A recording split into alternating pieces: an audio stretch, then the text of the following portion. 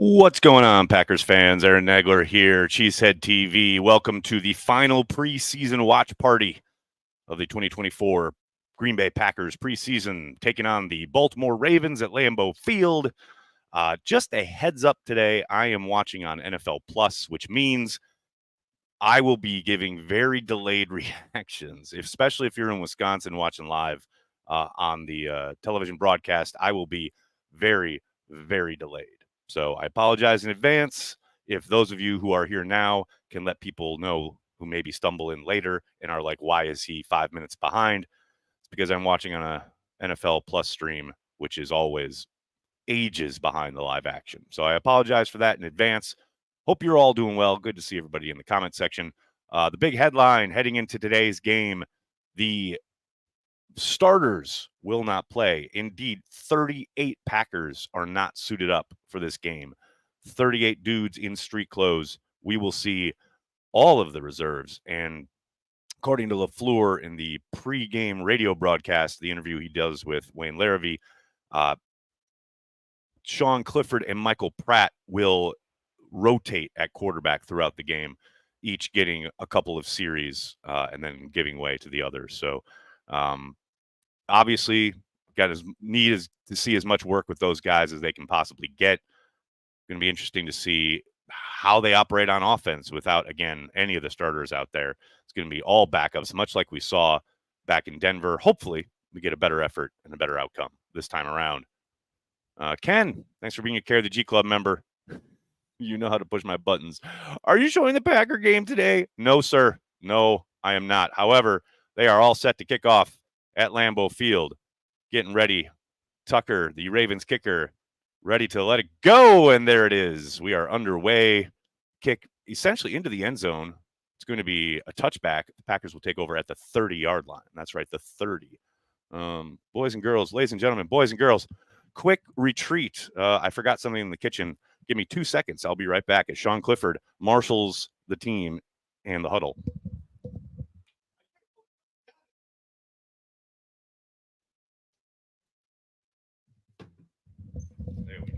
There we go. Very important. Cannot forget. Dude's got a beverage here, man. Can't forget the beverage. All right. Clifford under center at the 30. Lone back. Sends a man in motion. Snap. Got play action. Throw into the flat. It's off target. Trying to hit Ben Sims out there in the right flat. There was pressure, immediate pressure in Clifford's face as the left end of the Ravens did not fall for the play action and was up in his grill immediately. 2nd and 10. 2nd and 10. Nag's got a tombstone pizza burning. No. Let's see. Here we go. 2nd and 10. Clifford now in the gun. Sends a man in motion right to left in a condensed formation. Handoff. Nice cut block. Great run, although a bit upright for my liking. I don't think that's Wilson. Probably McCrary or Merriweather. No, it is Wilson. Running real high there. Want to get those pads a little lower. But a very, very nice run. And that the cut block on the backside to give him the lane was excellent. Good work. Brings up a 1st and 10. We got Telfort at left tackle. I imagine probably maybe Dillard at right, although he may have been inactive. It was a list of 38 names. I don't remember every single one of them. Clifford in the gun. Takes the snap. Decent amount of pass protection. Throws it over the middle. Complete. Nice work. Tight window. Complete to Malik Heath. Clifford and Heath hooked up a couple of times in the joint practice against the Ravens the other day, including one big gain down the right sideline there. But this time over the middle, decent-sized gain. Ball's a little bit behind Malik Heath there, but I suspect that's the quarterback trying to do the wide receiver a favor, making sure he doesn't run right into the safety and get lit up. Another 1st down. Clifford under center. Ball at the 45 of the Ravens. Lone back. Hand off to Wilson, who has a nice lane up the middle. Good work up front. Great job opening a lane there. Wilson with a sizable gain on 1st down. Nice to see Bo Melton out there blocking. Good stuff.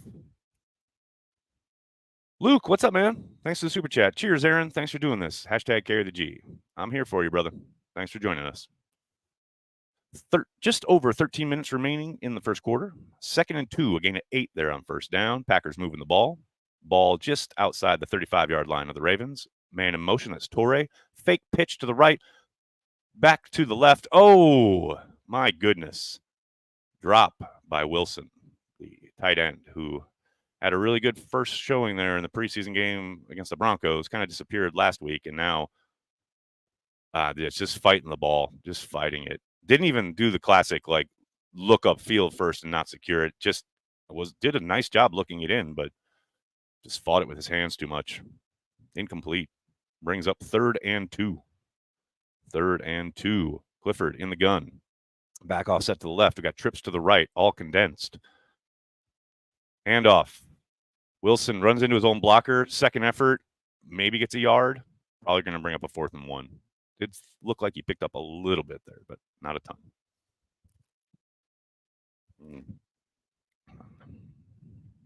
Well, got to think, Matt.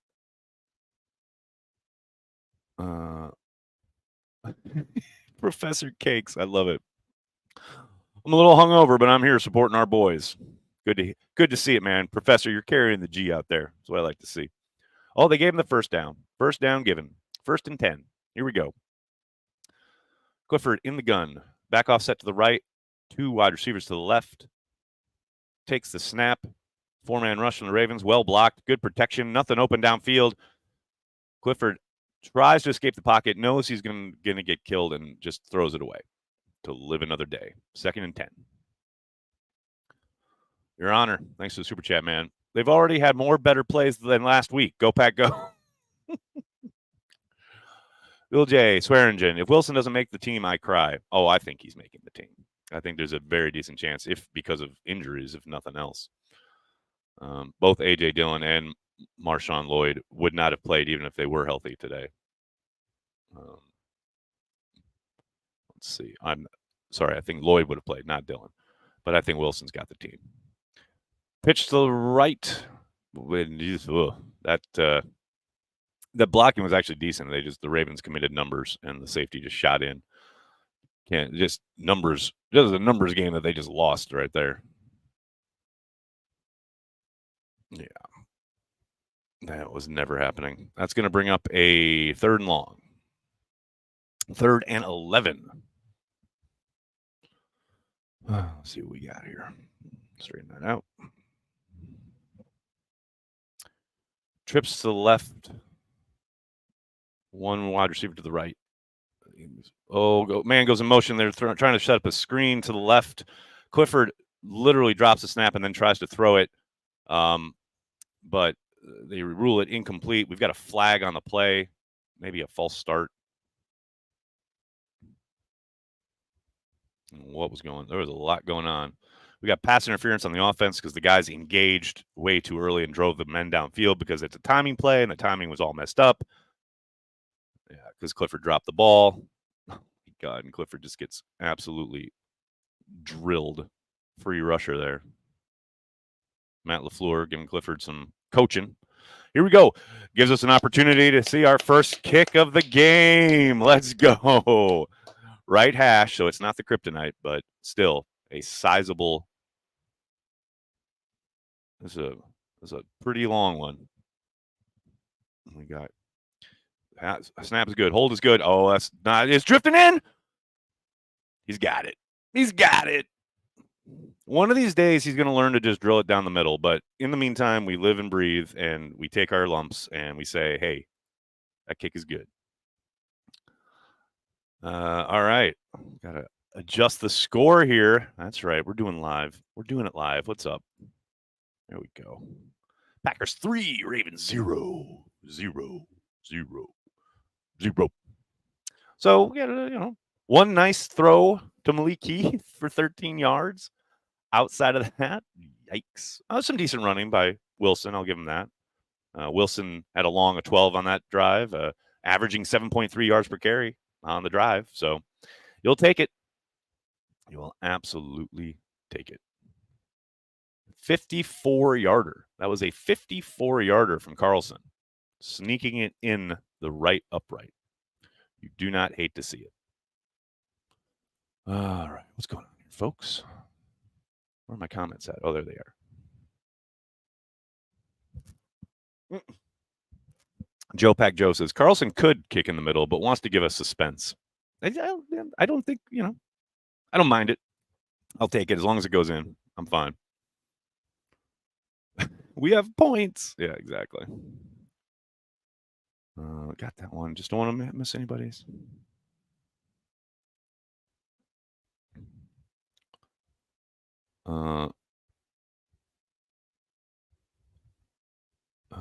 We got somebody from across the pond. From Sweden. Someone from Sweden checking in. What's up? Thanks for checking out the stream. Appreciate you. Oh, Mr. Sea Otters, you know you don't have to ask me twice. Today's stream is brought to you by our friends at Nicolay Law, obviously, but also, as always, it's brought to you from a beverage from the land of the green and gold. Well, we carry the G wherever we may be, so creamy and cold, and from the land of the green and gold.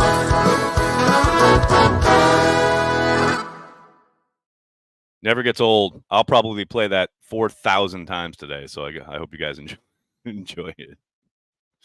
It's so fun.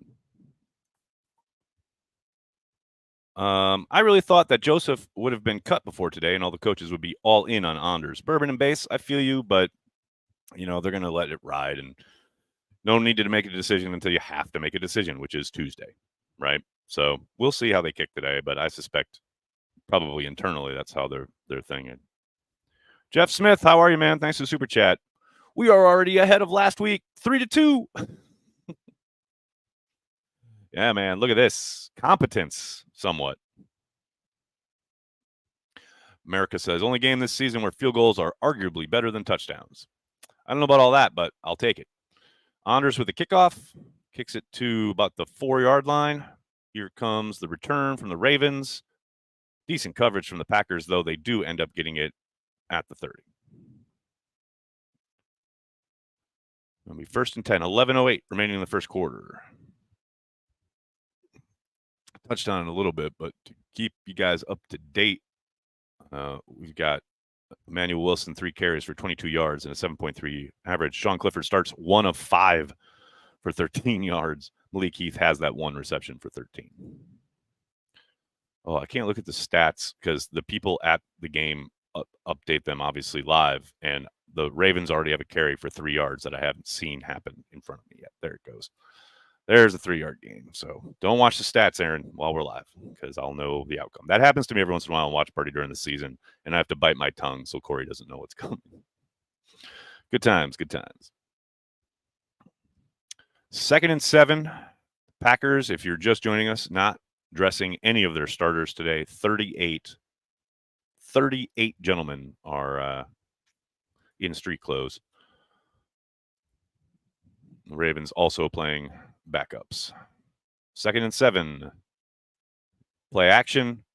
Screen to the right. Throws a little high, so it made the running back have to wait for it. We've got a flag on the play. Probably illegal man downfield. Screen plays usually mess up their timing when the ball isn't there on time. Offensive pass interference. Probably similar to what happened with the Packers. The timing's all off. Guys get upfield and they engage before they're supposed to, before the ball is being moved forward. So we have a penalty on the Ravens. Bring it back. What else we got here, folks? The most hated Minnesotan. I need to make it to Sweden at some point soon. My heritage compels me. The power of heritage compels you. 2nd and 17. Ravens in the gun. Packers have a 4-man line.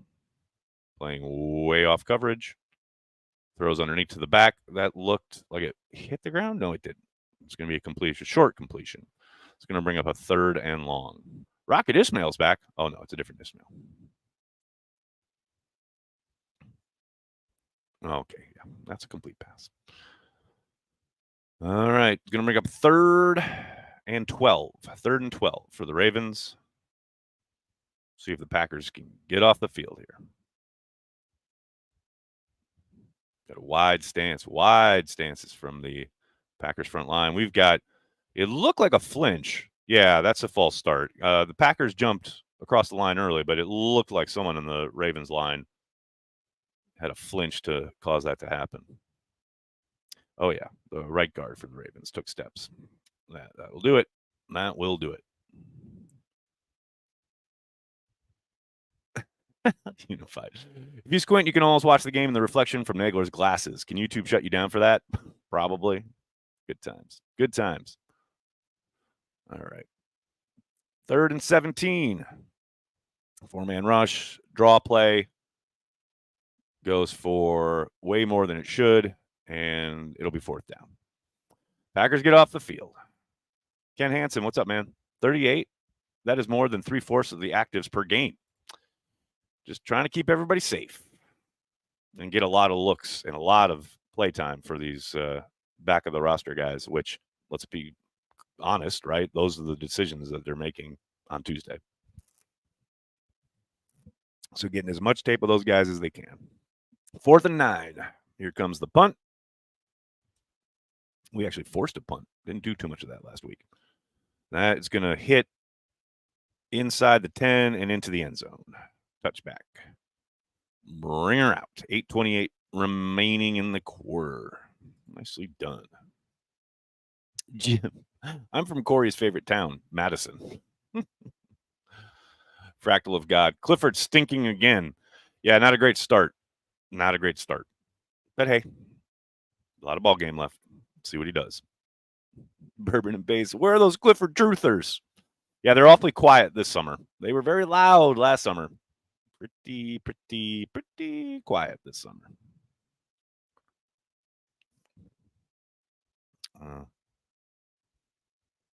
No Williams or Bullard, but AJJ playing is telling. It's telling that they need bodies more than anything else. You got to have people out there to play. I think AJJ makes the team, but we'll see. Most hated.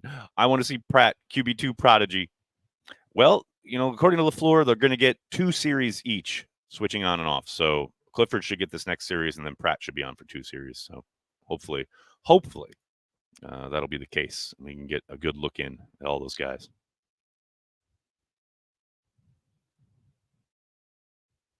What we got? Here we got. Oh, gosh. I want to tell people on Twitter that I'm here. I love that I get questions while I'm live. Like, people don't know I'm live streaming. Like I guess they don't. Packers fans worldwide, come hang out and chat.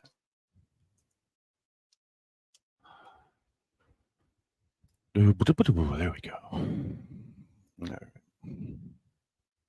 Did our starters play first drive? No, Freddie. Starters did not play any drives. They're all in street clothes. Can you tell us what channel it's on? Local Green Bay TV, local Wisconsin television, the Packers Radio Network.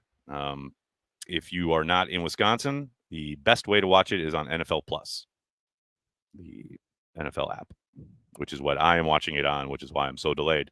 Here we go. Clifford for a second series at ball at the 20. Man in motion.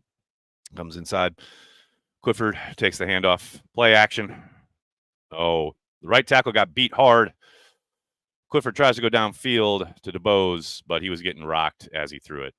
See, I don't put that on Clifford. Like, can you get some protection? If Clifford has time there, I'll bet he hits DeBose. But the fact that he, sees this guy bearing in on him, he knows he's got to get rid of it. That's a tough one, man. That's a tough one to put on the QB. Probably thinks DeBose is a little faster than he is too there. But 2nd and 10. That's the classic play action deep over route that I kill people with in Madden all the time. Love it. Handoff goes about 2 yards. Tried to hit that cutback. It was not there. Wilson didn't have very much in front of him as far as opportunity.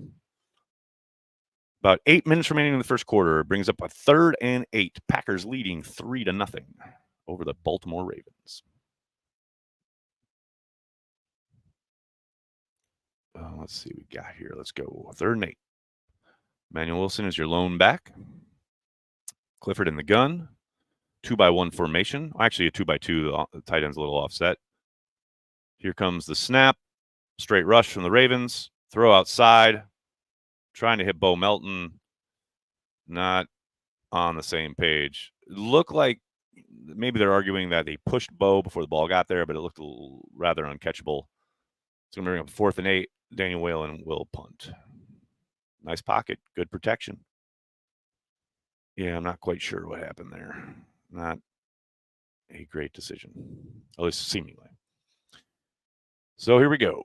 The Packers will punt from their own 20 or just outside their own 20. Whalen gets it off. Looks like a decent-sized punt. We got some opportunity for coverage here.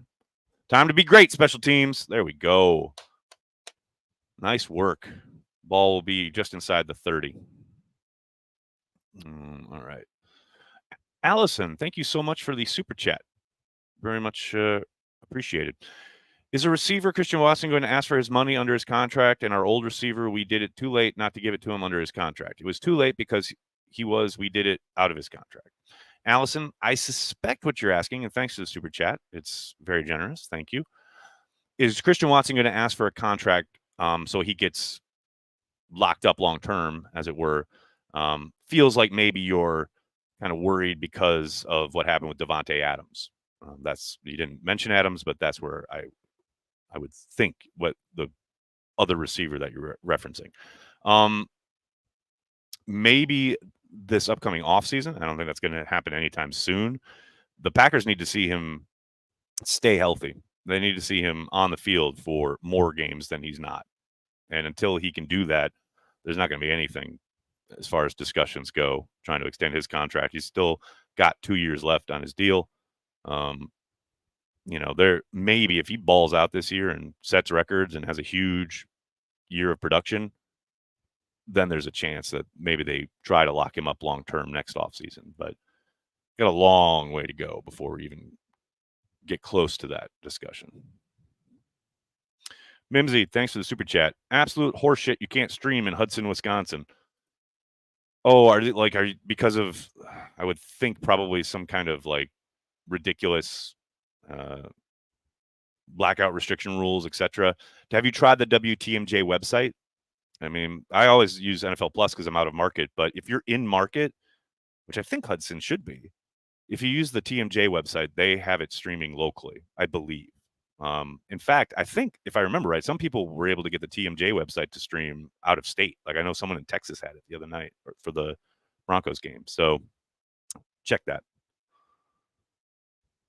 Welch is excellent at special teams. Yes, he is. He is a demon, man. He is definitely a good addition on that side or that phase of the game.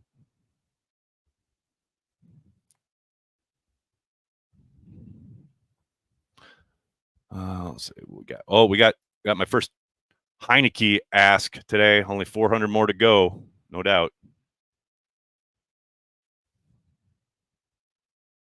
Clifford looking like Randy Wright. Yeah, you're not incorrect. Pogs, O-line seems to run blocking well, but we have their hands full at the moment with the rush. I mean, yeah, I don't know. That there was plenty of space for Clifford to operate in that third down. I mean, you're going to give ground sometimes, but there's still plenty of space to step up and make a throw. At least especially if you're doing it in the rhythm of the play. Colby Wooden on the stop on first down.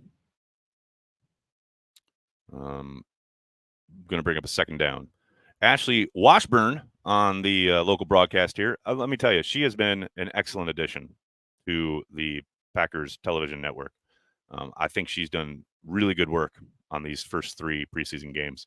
Definitely going to be finding her work on the Packers throughout the season because she knows her shit. She has good command of it. We got a play action pass, throw underneath. It's going to be just off.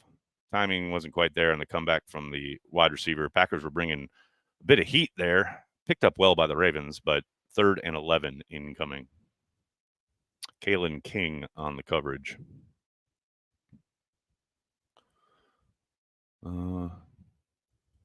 Nice. I'm in the Daytona area, and I can watch it on the WTMJ's website. There you go. I am watching the TMJ stream in Pennsylvania. So there you go. You can watch it out of market. 3rd and 11. 4-man rush from the Packers. Ball comes underneath. Boom! Oh, helmet's flying. Kalen King. Buddy, gotta keep that up. I like the desire to administer pain, but keep it strapped up, buddy. Ooh, quarterback did the receiver no favors there, throwing it so high that made himself a big target. It's going to bring up a 4th and 8. Expect the Ravens to punt here. Let's see what we got.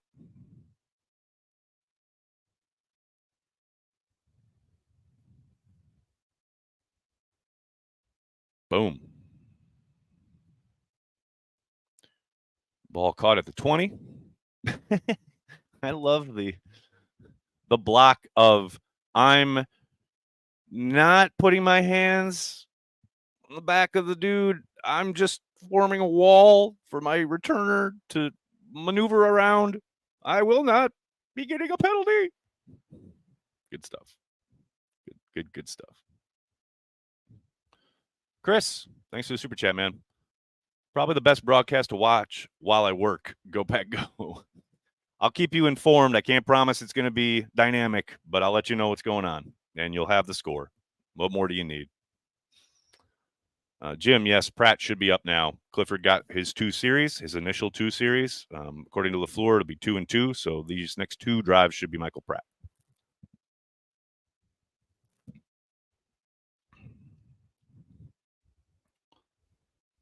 Mimsy, what's up? Thanks for the super chat. WTMJ works. We are spoiled to have Kevin Harlan. Oh, Kevin Harlan, the absolute best. Crocodile also watching while at work. Thanks, buddy. Ruben, thanks for the super chat. What rookie do you believe will be a beast? A beast. Do you mean long term? Because I think, a beast? Like, are you talking physicality? Or are you just talking like an awesome player for a long time? I think they've got a lot of potential along their rookie class, as it were. It's hard to say right now who will have the most immediate impact, only because so many guys are hurt. Jordan Morgan's just back doing individual stuff. Look, Edrin Cooper has barely practiced all summer.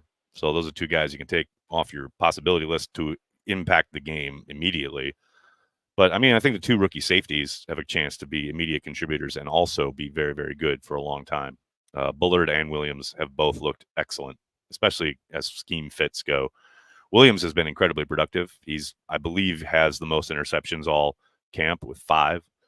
Bullard's looked physical and, not afraid, and nothing's too big for him. So those 2, I think, are probably your best bets.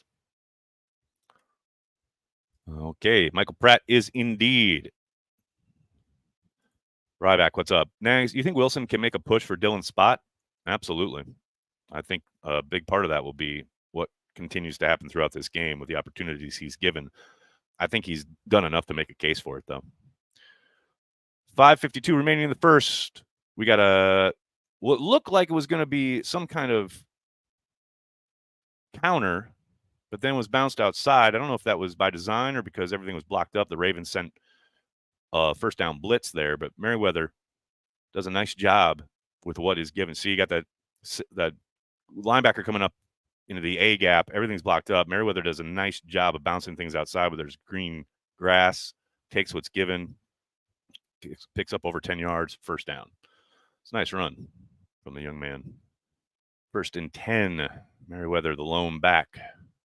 Pratt gives us one of these. It looks like we started early, but they're not going to call it. I'm fine with that. Trying to get the guard on the perimeter. Ravens do a decent job of shutting it down. A gain of 3 for Merriweather on the toss.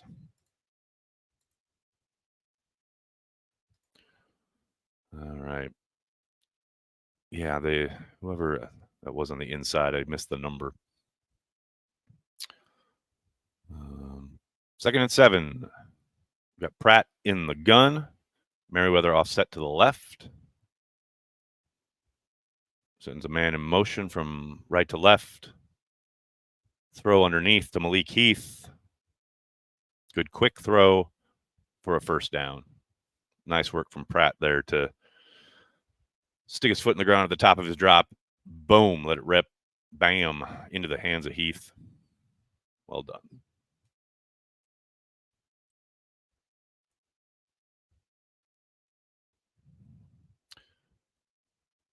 Nice, quick, easy throw. Get him in a rhythm. You like to see it.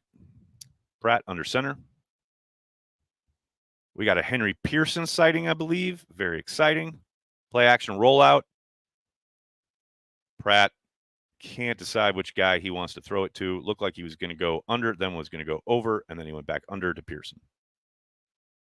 I'd like to see him a little more decisive there, but nice job not trying to bite too much off of something that wasn't there. Picks up 4, 2nd and 6. Keep moving the chains. Always remember, a gain of 4 is a win for the offense. You keep gaining 4, you're going to keep picking up first downs. All right, 2nd and 6. Ball on the Ravens' 45-yard line, just inside the 45, actually. Got a handoff up the middle. Nice hole there. Nice work from the tight end. I couldn't see. I think that's Wilson. Good job up front. Brings up a first down. Yeah, Wilson did a great job sealing out that guy. Whew. You see that head hit the turf. You're like, man, that's why I don't miss playing football. Damn.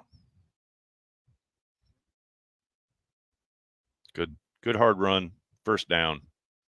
Just under 3 minutes remaining in the first quarter. Pratt has the Packers offense on the move. Ball just inside the Ravens 35. Sends Heath in motion from left to right. Back. Big rush from the Ravens. Pratt rolled right into it. Throws it away. Yeah, you can't. If you're going to, you got to commit to escaping once they have sent numbers, or else you're going to do that. You're going to drift right into the rush, which is what he did. Didn't like it, and then drifting right into it. It's a tough one. All right, that's going to bring up 2nd and 10. Sorry, 2nd and 10. Pratt in the gun again. Back offset to the left.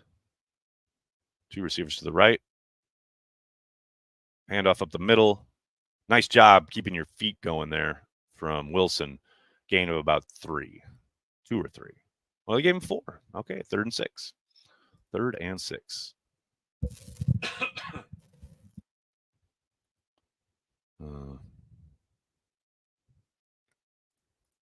Okay. Where do I got my thing here? Sorry, guys. Got to look something up real quick.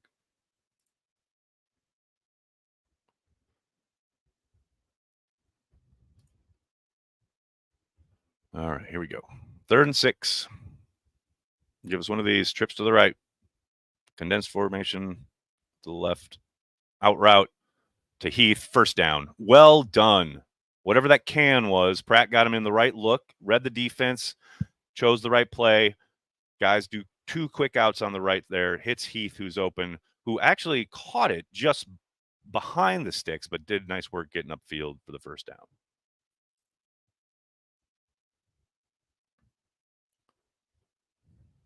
There we go. There we go. Moving the ball.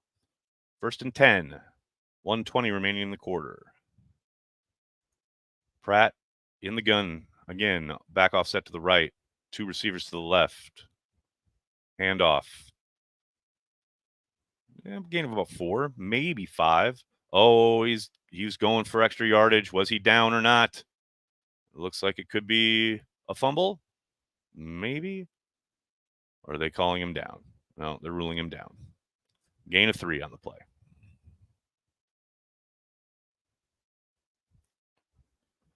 Let's see here. So there it looks like he's not down. And he's twisting, turning, trying to get more yardage. Okay, if that's the regular season, and now they come back and it's an incomplete pass on 2nd and 7, I think if that's a regular season game, Baltimore probably challenges it and probably wins that challenge. But they're just going to keep going. We have an incomplete pass on 2nd and 7. It's going to bring up 3rd and 7.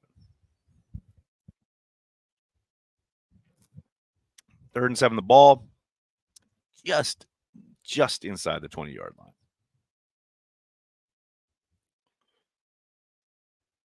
Pratt in the gun, back offset to the right. Oh, we got a false start there. Somebody gave us one of these. Gave us one of these. Going to make it a little harder on themselves. Hate to see it. Hate to see it. Yeah, Bo, they're calling Bo Melton. I think they're calling Bo Melton for the flinch there. Not great. Not great, buddy. Come on now. 3rd and 12. Degree of difficulty has now gone up. 3 wide receivers to the left, 1 to the right. Send the back in motion now to the left. They're going to run that same screen play that they tried to run in the first drive. Wilson picks up 8, 7. It's going to bring up 4th down. Probably going to kick it, but who knows? LaFleur might go for it here. 4th and 6, bringing up a 4th and 6. And they'll probably take this down to the quarter break. Nice work from Pratt to get it out in rhythm so they don't get the penalty called that they did last time. And they are indeed going to let this hit the quarter. First quarter in the books. Chris, what's up, man? I think Wilson is good enough to be a featured back in this league. I was so angry when he got hurt last year. I want him to get his chance real badly. I think he can be a long-time rotational guy in the league. I wouldn't ever see him as a full-blown number 1 starter guy. You know, I think he's certainly talented enough. There's just too much inconsistency at this point in the passing game, especially in pass protection, where you could ever really kind of want him out there with regularity in a game where you're constantly calling plays that could be checked to a pass at any time. And he's got to be able to stand up and take on those safeties and linebackers in pass protection, not only being, absolutely lights out as far as what his assignments are, which that's, again, been a bit shaky. But 2, just the ability to get under those pads and stop those guys and stand your ground. He's gotten much better in that regard comparative to last summer. But again, you have to have that on lockdown. And until you do, it's hard to count on you consistently. And who knows, maybe they'll get more looks on that, throughout this game. But that if I'm the Packers personnel group and I'm having that conversation, that is one of the things they're going to bring up, Bakester, what's up, man? Pad level looks a whole lot better today. Run blocking looks great today. Yeah, the run blocking is noticeably on par, especially considering how poor it was in Denver. It's amazing what a couple practices and actually really focusing on it and having it drilled will do for you. I have zero doubt that's something that has been a point of emphasis all week and really undoubtedly was heading into this game in particular. Your Honor, if only you could see the Carry the G commercial again. Buddy, have I got news for you.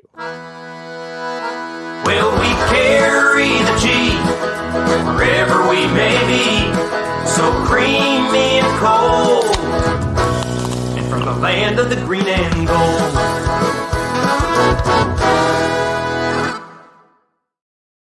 We'll play that ad 4,000 times. I don't need to be asked twice. I absolutely love it. Shout out to Jason for the awesome music. Jason Fabus, longtime Packers fan, incredible musician. Cooked that up for us 2 years ago, and we'll be using it for the rest of my life. That's all I know. All right, here we go. Kick attempt. Much shorter attempt this time for Greg Joseph from the left hash. Here we go. Sets up. Boom, nailed it. And much like we talked about in Cleveland, straight as an arrow right down the pike. Packers are on the scoreboard yet again. Oh, I got to adjust the score now. There we go. Look at that. Beautiful, isn't it? I mean, look at that. 6. 6 is more than 2. 6. Got 6 whole points this week. Come on now. You can't beat that. Cannot beat it.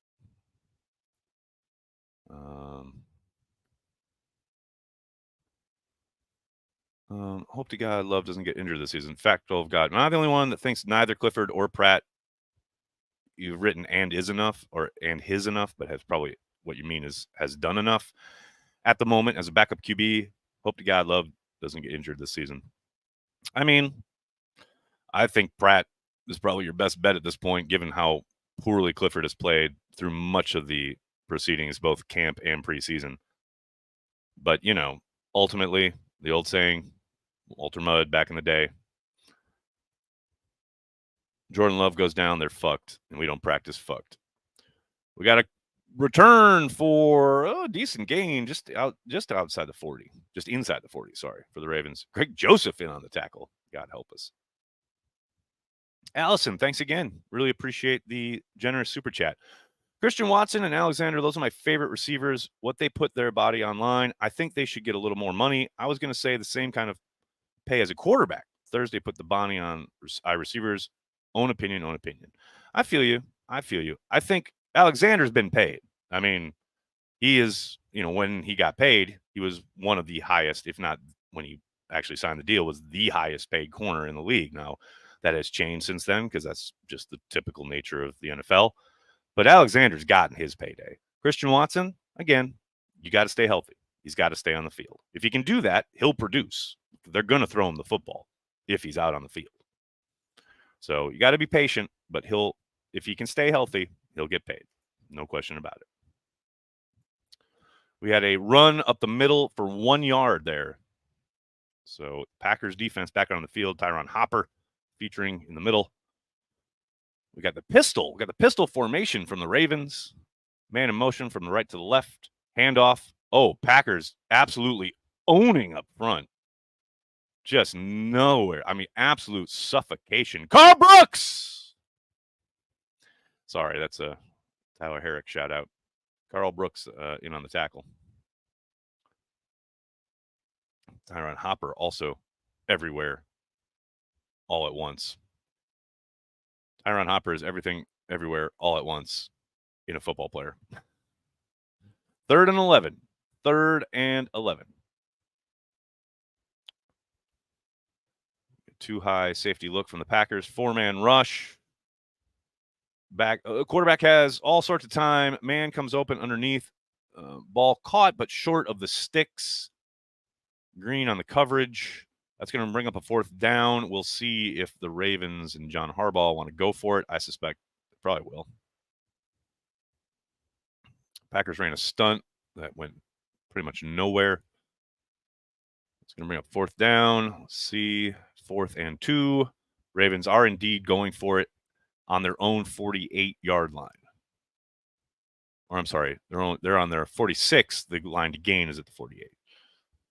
4th and 2.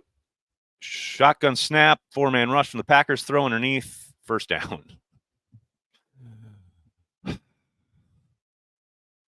I know we're working. I know we're practicing. I know we're like, just run the basic vanilla shit. But on a 4th and 2, really? We're just going to run vanilla zone and let them sit down right in the middle of us and complete this pass for a gain of 5 and just let them continue? Like, where's the fight? Where's the pride? Where's the want to? I know. It's preseason. All right. Incomplete pass on looked like an attempted rollout that was cut off. Zane Anderson on the coverage to break up the pass for the tight end underneath. Going to bring up a 2nd and 10. Where's the pride of ownership? Where's the personal service? Bonus points if anyone knows what movie that's from. Ken Hansen, what's up? Making me thirsty. Beer run at half? Hey, if you got to go, you got to go. And Ken, aren't you the one who's always up in happy hour drinking Carry the G when I can't get it here in New York? Payback's a bitch, man. All right, here we go. We got 1st down. Oh, somebody jumped early. Doesn't matter. They're running a handoff anyway. Doesn't look like they called it. It's going to be 3rd down. Apparently, they're going to say he got back. I'm not so sure. I mean, there was just nowhere for him to go. The offensive line did a great job pushing like one half of the front for the Packers. The problem was that they left the other half completely unblocked, which is what the back must be thinking. Like, guys, come on. Yeah, a little help here. 3rd and 9. Ravens in the shotgun. Packers running their classic vanilla stuff. 4-man rush. Nobody getting close to home. We got a dude wide open over the middle. That's a touchdown. He takes the ball and runs about 100 yards untouched for a touchdown. Yeah, I don't know. It looks like, I don't know if they're running zone. Looked like the corner may have passed him off in the middle there, but my Godspell, Zane Anderson wasn't in the same zip code as this dude.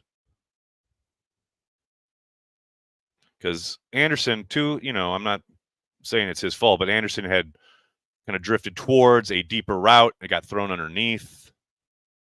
Yikes. That's going to be a score for the Ravens. Hey, look who decided to show up and play. Now, you see, why can't we do that? Why can't we run some routes? You know? Let's run some routes. It shouldn't be so difficult. Run a few routes.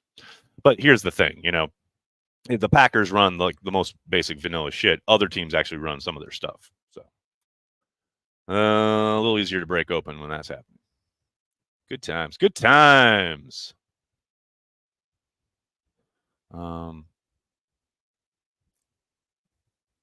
Mimsy, what's up? Is Badger State gold package beer banned at Corey's? No, there's no beer that will ever be banned at Corey's house or in Corey's beer fridge. I can tell you that. 100%. Let's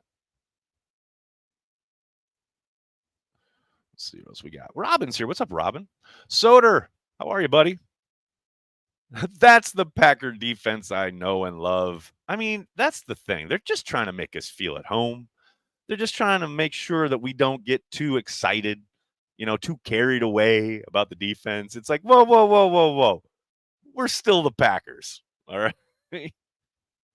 Your Honor, thanks for the super chat and awesome reference. Let me explain. No, that is too much. Let me sum up. I was about to say something good about the defense. Excellent pull. And see, that's what you get. That's what you get. Chris, thanks for the super chat. Thoughts? Man, we're watching backups to backups fight for jobs, and most of these dudes aren't going to be in the NFL for very long. So let's just hang out, drink some beer, have a good time. That's about it. Jeff, vanilla is great ice cream, not so much defense. Yeah. The defensive cat will remain in the bag. Nice. I like it. I like without all the screaming and crap that you were fairly good job of doing the games. Uncle Buck, see, this feels like a backhanded compliment. I'm gonna feature this. I like without all the screaming and crap that you were fairly good job of doing the games. See, now I like the screaming and the crap. That's part of being a fan, is screaming and crap. That's what happens, man. You get excited. Things happen on the field. You react to them. I'm just like you, man. I'm not trying to be all professional up in here. Hell, speaking of which, I need another beer. Hold on. Look, you guys just watch this video real quick. Well,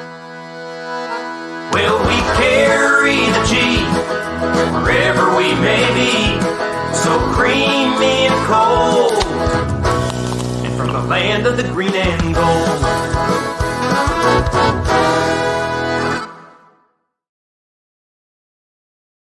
The best part about that video is it is long enough that I can get to my refrigerator, get a beer, and get back here in time by the time it's over. Not too shabby. We got Wilson on the return. We have a procedural penalty by the Ravens. We got a first down, Packers. Ravens winning 7-6. They're going to show this play, the all 22. Let's see what happened. Oh, my. Oh, a dagger concept. They ran dagger. That is classic dagger, where you have the guy in the slot run the 9, and he hopefully does exactly what he did there, drive off the safety in the outside corner, and then you run the outside guy on a deep in cut behind it, which opens, it should have an open pocket, because the corner assumes the safety is going to get that, but the safety is occupied by the 9 route. Wide open. I'd also like to see a little more depth there from the linebackers, but such is life. Classic play exploits the Packers defense. 2nd and 8 after a short carry. Packers have the ball on their own 37-yard line. Another handoff. Merriweather, I believe. Nice run. Decent blocking, too, on that left side there. It's going to bring up a 3rd and 1. Sorry, guys. I've been fighting this cough for like 2 days now. It's driving me insane. So I apologize if I cough in your ears. We got a 3rd and 1 upcoming. What? All right, here we go. Lone back. Pratt under center. Takes the snap. Roll out. Hits the back out of the backfield. Big gain up the right sideline. Wilson takes a shot but does not go down. Says, "What's up?" to the Ravens defensive back. "Is that the best you got? You can't even get me on the ground?" 1st down. The only thing that would have been better there is Wilson would have gotten his face and gone, "First and down. What's up?" I mean, he took a shot and just stood there, man. Nice work. Good throw from Pratt. Nice work from Wilson here. I like that Wilson doesn't go out of bounds, too. That's my kind of football player. I'm ready for you, buddy. Oh, that's good shit. 9:30 remaining in the half. 1st and 10. Handoff to Wilson, who's feeling it. He's plowing through attempted tackles like a knife through butter. Gives us the Aaron Jones. All right, Wilson. One of these. You love to see it. You love to see it. Good stuff. Look at nice run.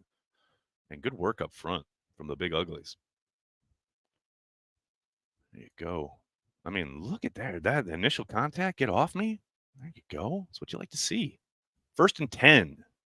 Packers driving. 2 big plays from Wilson. You'd love to see it. Ball on the Ravens 25. Another handoff. Wilson gets the ball yet again. A gain of 3 or 4. We'll see. It is the Emmanuel Wilson show. Joe, what's up? What's the over-under on the Carry the G jingle? I told you, 4,000. I will not stop playing it. Soder, what's up, man? The length of that jingle should determine your next apartment. You may want to play it again so that you're absolutely sure of fridge runtime. What's funny is Sarah and I were looking at a place the other day that would have been so good as far as its setup for exactly what you're talking about, but it was a 5th floor walk-up. And my legs are still killing me from just the one walk up those stairs. So that will not be happening. We got another handoff. Goes for a gain of 1. Okay, we get it. You're getting Wilson in the line work, but can we see Pratt sling it, please? 3rd and 4. 3rd and 4 upcoming.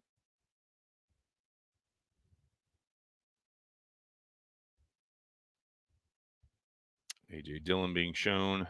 Hope he's all right. Dealing with that stinger. All right, we got Pratt in the gun. 2-by-1 formation. Back offset to the left. Pointing out the potential blitz there.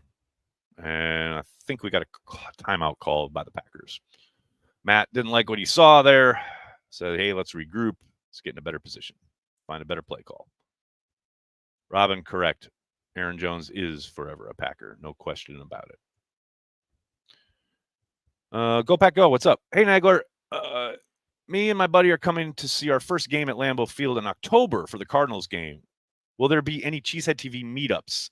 Not at the moment. The Cheesehead TV meetup is set for Patreon and Carry the G Club members. If you look at, just go to one of those pages and search meetup. You'll find the time and date for this year's gathering. Kick the field goal here. We need to know. Come on, come on, Soder. Let's give Pratt a chance here. All right, here we go. Pratt in the gun, 3rd and 4. Now we got trips to the right. Closed formation. Ravens send 4. We got a deep shot. What a grab! Bo Melton, touchdown! Do the Lambeau leap, my brother! What a grab! Sweet toss from Pratt, too. Oh, my goodness. Ladies and gentlemen, boys and girls. There we go. Like backyard football. Just toss it up there, baby. Bo Melton goes skyward for the touchdown. You love to see it. Oh, my goodness. Okay, I don't want to jinx it, so I'm not going to put it up yet. I'm going to wait. Carlson drills the extra point. The Packers are up 13-7. There we go. There we go. That's what I'm talking about. Mimsy. 4 flights of stairs earns 1 carry the G. I'm telling you, I cannot begin to describe how the front side of my legs, I cannot, I'm in shape with my legs. Like, I'm not an in-shape guy. I don't work out that much, and I got a beer belly and all that stuff, but I walk everywhere in New York City. My legs are strong and sturdy, and they get good workouts each and every day. I am dying from these stairs we took the other day. Dying. Like, getting out of bed, I feel like an old man. Sarah was making fun of me yesterday trying to walk down the stairs. I'm like, oh my God. And that was just one time going up and down. The only thing that apartment really had going for it was the view. It had a gorgeous view. At night, it would have been amazing. Like the city just laid out in front of you. But not worth going up and down those stairs every day of my life. Hell no. I can't even believe there's no elevator in that building. Unbelievable. Dan, thanks for the super chat. Wilson looking good today. Go Pack Go. This is going to be a good season. I agree. And yes, Wilson is absolutely looking good. 1 carry the G per each flight of stairs. Oh my gosh. Whew, baby. Wait, you are not an old man, Nags? Oh, I'm an old man. I'm a 51-year-old weirdo.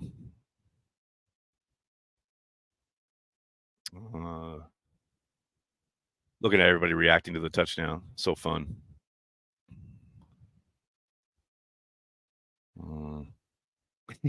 You guys are hilarious. Got that one. Very good. Bo Melton greater than Bo Nix. Sweet throw. Excellent work by Pratt to identify the one-on-one. Give his guy a chance. Nice work from Melton to secure it. Didn't look like he caught it clean, but he caught it, and that's all that matters. Beautiful work. Excellent work. Love to see it. All right, let's take a look at this replay. The slot fade. They love this play. Beautiful. Safety. What are you doing? Like, no chance. No chance if you're the safety there. All right, Packers set to kick off. Caught just inside the 10. Packers coverage. Ooh.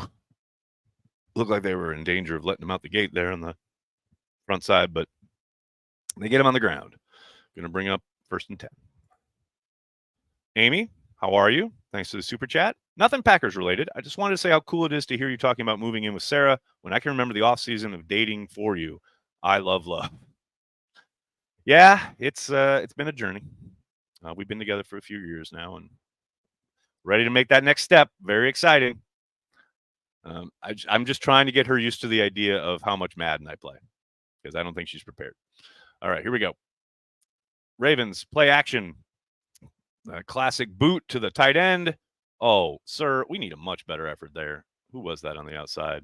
34. Is that Kalen King? Come on, boys.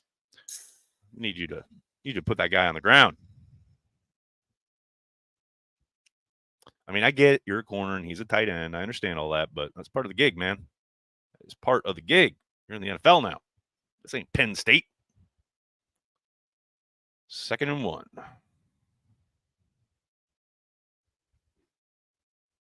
.640 remaining in the half. Offset eye. Handoff. Oh, my goodness. Nowhere to go. Good second effort to make, like, back to the yard line to gain. 1st down. Man, looked like he was caught behind, but we got Sean Clifford warming up, ready to come back in. I know you guys are excited. All those Packers fans watching him warm up, like, can you keep Pratt in there? That'd be great. Thanks. All right, 6 minutes remaining. 1st and 10. Takes the snap, toss to the right. Big hole over there. Oh, it look like possibly a fumble, but they're gonna call him down. Anthony Johnson Jr. on the tackle. Oh man, look at that hole. Jeez, that nice hit by AJJ though. Ah, damn. Whoo, baby. Well, yeah, that's not a fumble. Definitely not a fumble. He's down. All right, 2nd and 4. We got some kind of timeout. Apparently we got some kind of timeout there. Johnson brings the thunder. You are not lying.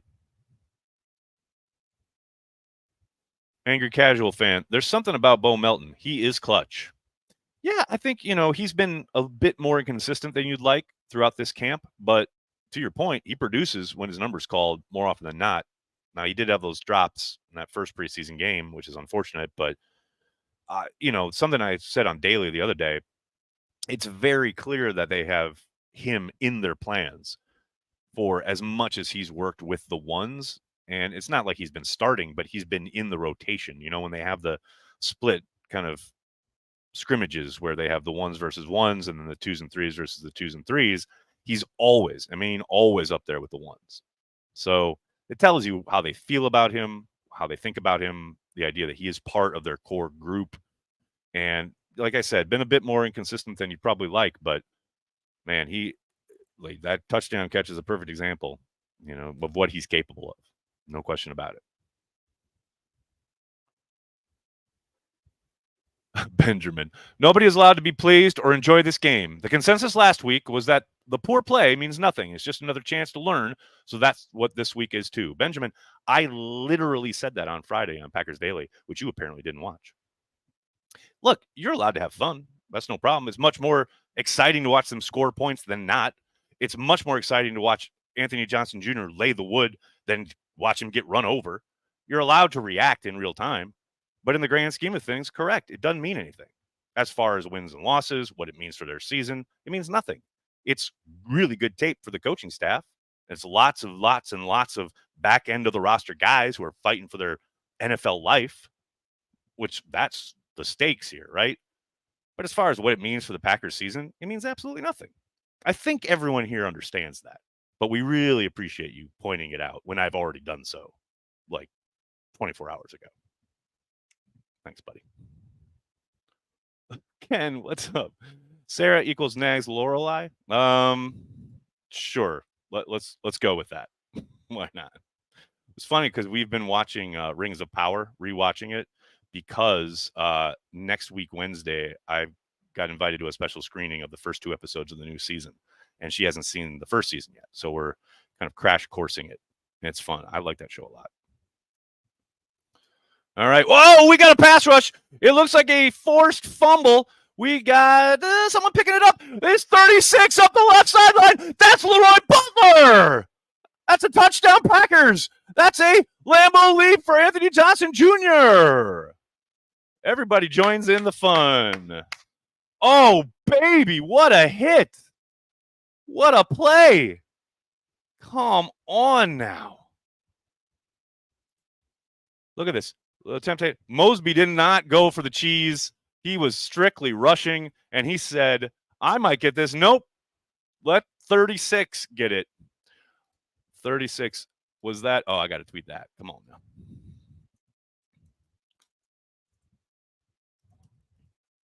A 36 rumble down that sideline for a touchdown. Bring back.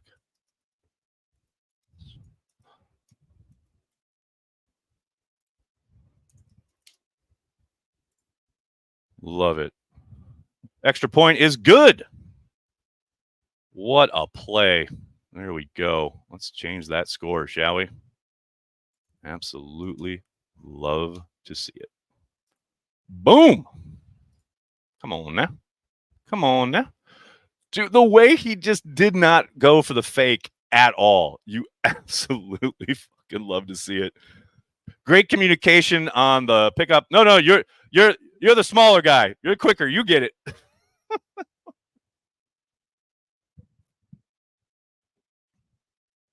I love it. And that's literally the exact same sideline. And pretty close to exactly where Leroy picks up the ball after White tosses it to him on the classic first Lambeau leap. What a play. What a play.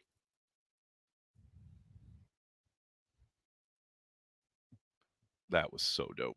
That was so dope. All right. Let's see what we got here, folks. Ken, I was referring to an old Styx song. I'm old. Oh, man. I didn't catch that at all. Boom. Soder, what's going on, man? Don't kid yourself. Denver means something. We just don't know what it is yet. Today would indicate that it was a positive. If it means, yes, the guys got after it because the coaching staff read them the riot act, then maybe.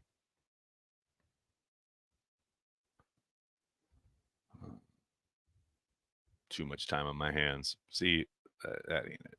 I love that song. That I would have known. Jim H. Packers should trade Melton. Man, fantasy football has rotted your brains. Bo's a baller. I want him on my team. You just trade him to trade him? Why? Why? Makes no sense to me. Good initial push from the Packers defense. Should have gotten down behind the line of scrimmage, but we'll settle for a small gain. Esther on the initial pressure there. 2nd and 8. 4:50 remaining in the half.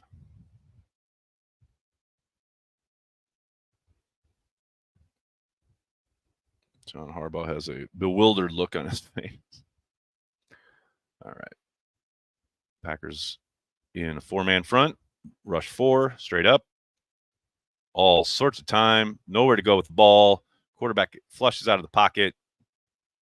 They're indicating 3rd down. I thought he got just beyond the sticks, but apparently not. 3rd and 3.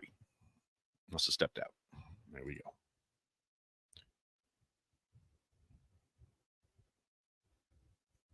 Bourbon and pace. In this hypothetical Madden / fantasy football world, why not just convert Heath to a tight end while we're at it? Seriously, man. People just be pontificating on shit just to pontificate. Like, it just drives me nuts.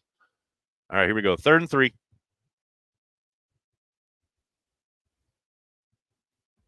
Four-man rush. Throw underneath. Caught. 1st down. 3. Just under 3:50 remaining in the half. Lamar Jackson enjoying the proceedings on the sideline. Porkmaster, what's going on, man? Thanks for the super chat. So I missed the first hour of the game, and it's already better than the eternity of last week's, of course. Can't be doing it, man. Got to be here at kickoff for all the excitement. 1st and 10. Ravens have the ball. They're 46. 4-man rush from the Packers. Throw underneath. Sizable gain. Gain of about 7, maybe 6. Stops the clock. No, it doesn't. 3:11 remaining. Kevin, honest question. When was the last time Packers had the number 1 defense in the league? I believe it was 1996 when they won the Super Bowl. They had the number 1 offense and the number 1 defense. They've ranked, I want to say as high as like 5 since, but I don't think they've been number 1 since 96.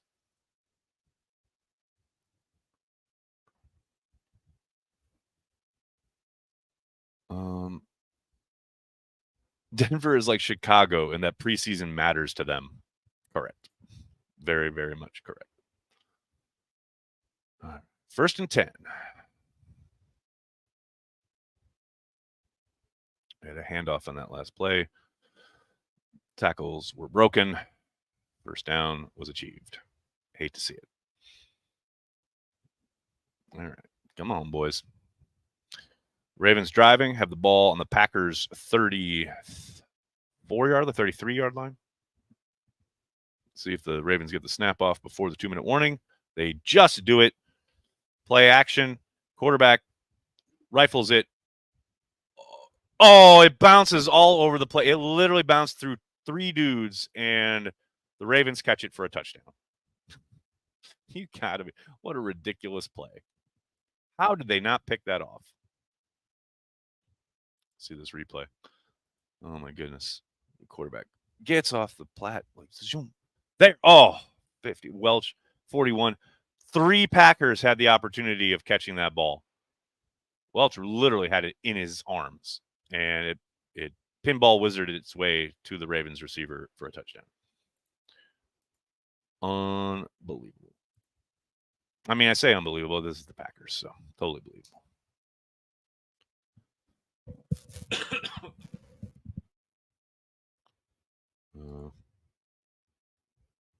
What's Matt LaFleur going to argue? Our guy should have caught it, so it should be an interception.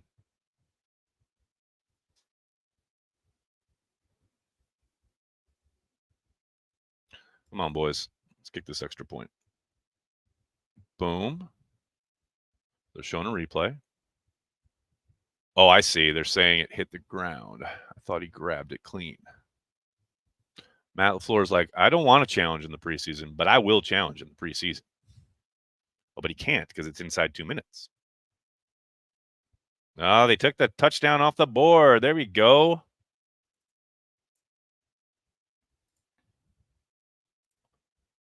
So they're going to look at it.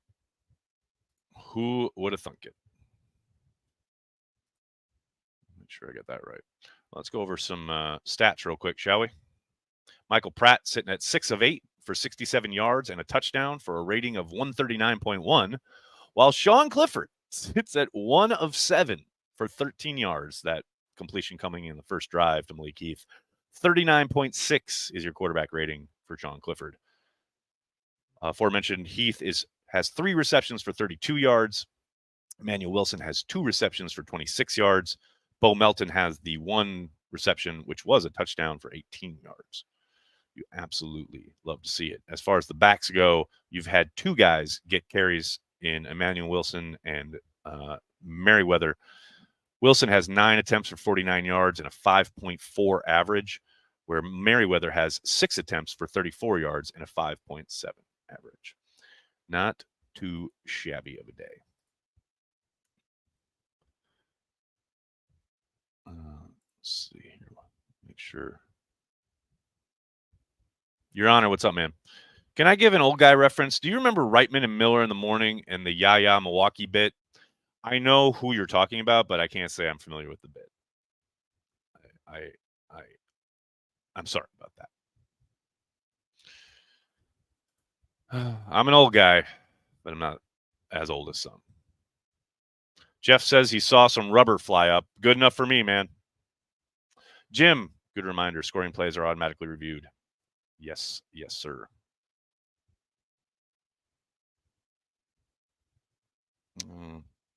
Bow down to Pratt, new QB2. I love it. John FL, what's up? I'm out of the loop. What's up with Marshawn Lloyd? He's been dealing with a hip injury. So that he suffered in the preseason game in Cleveland. What else we got? Fractal of God. When did the Bears first begin to suck? When the earth cooled. No. I want to say, after their zenith in 85, pretty much that was the beginning of the end. Like, they had sold their soul. The football god said, here you go. Here's your 1 Super Bowl. And now you will forever suck. Black Swan, I think Pratt has the potential and can grow more. I agree. Very much agree with that assessment. No question about it. 2nd and 10. No touchdown for the bad guys. All right, here we go. 2nd and 10 on what should have been an interception. Definitely not a touchdown. Packers showing blitz. They bring a... Oh, and interception! They ran a classic zone blitz there. Brought that pressure from the left, dropped off on the right. Leary played right into it. So now we've got Mosby with the forced fumble and then the interception. Yeah, quarterback never saw him. Well played. That's what I've been talking about. You see how, okay, so they've got the rush coming from your right side of the screen on this replay, right? And you saw how the left side like backs off. That's a classic Rex Ryan, like almost staple. Actually, if you're going way back, it's a 3-4 staple for a lot of the zone blitz kind of principal teams. The Pittsburgh Steelers, Panthers under Capers, etc. But that is the kind of stuff that doesn't get talked about a lot with Hafley, but he comes from like a big part of his playbook is drawn from that kind of strain. Something I talked with Cody Alexander about from Match Quarters about Hafley's kind of journey, both in the college ranks and through the NFL. We got Clifford back out there. He's looking deep, but he doesn't like it, so he pulls it down. He's trying to get outside. He gets brought down in bounds, so it's not great, but we got a flag that's going to save him. Save him as far as time goes. I don't know about the... So, okay, we've got a penalty on the Ravens. So I will say this. In Clifford's defense here, he was clearly looking deep, but didn't like it, pulled it, instead of throwing it up and throwing possibly an interception, etc. And it looks like he probably knew that there was an illegal contact on the play and thought, okay, I can just not put the ball in jeopardy in case there isn't and try and get a few yards. So it's a heads-up play. Here we go. 1st and 10. 1:18 remaining in the half. Packers have the ball on their 37-yard line. Snap. Decent. Nice work over the middle to Torre. 1st down. Got to speed up. Got to go. Come on, boys. Get up on the ball. Good job by Clifford trusting his protection there and just letting it rip. 1st and 10. We got a handoff up the middle because we're playing for a field goal. Just wasting time.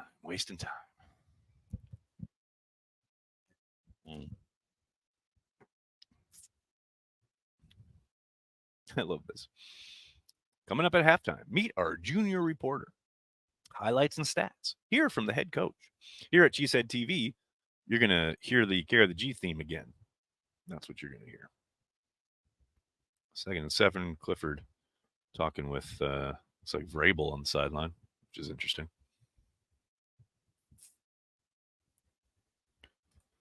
We got here, folks.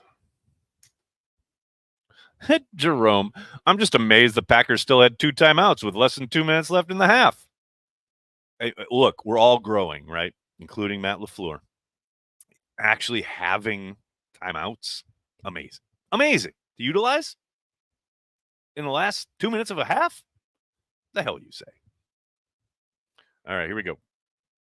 We got an up back in front of Clifford in the gun. Takes that snap, looks downfield, throws underneath to the running back. Going to get a gain of maybe 3. I'm sorry, it was a tight end. It's not a running back. It was a tight end. It was Wilson. Going to bring up 3rd down. All those guys who ran downfield are like, are we serious right now? We got to do this again. 3rd and 4. Left tackle. False start. They give you some leeway, but never that much. Yeah, it was a little. Is that Telford, I believe?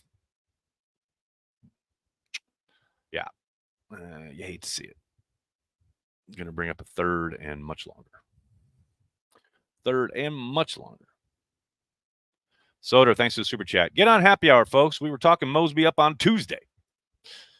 I mean, that is one of the things we talked about, no doubt about it.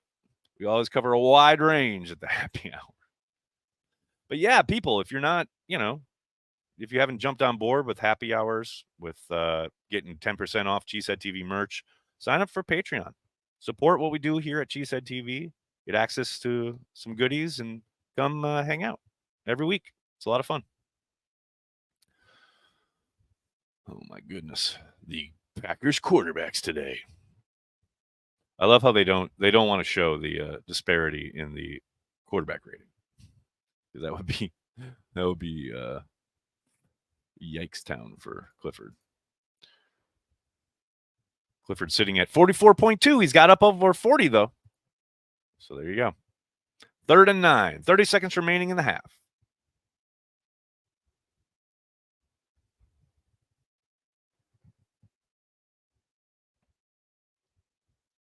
Let's see here. Come on now. Longest timeout ever. All right. 3rd and 9. Clifford barks out the play in the huddle. Ref tells Matt LaFleur, hey, 3rd and 9. Okay. Thanks, coach. Thanks, ref. Oh, I had the stats on again. Damn it. I know what's going to happen. Needless to say, we're going to get a look at the kick. 3rd and 9. Wilson in motion.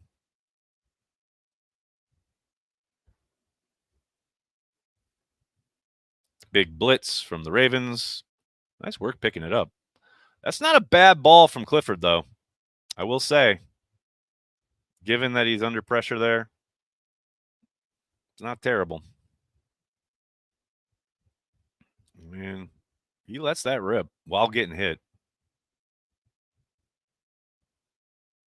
It's a tough one. I'd like to see the replay of the wide receiver Toure, please, if I could. 26 seconds remaining. Packers are going to punt.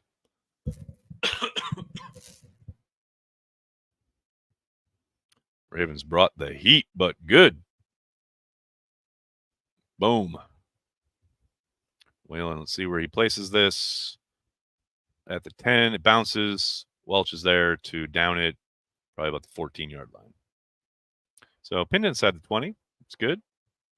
Nice work. Better than a touchback. Did he just leave Welch hanging? It looked like he did.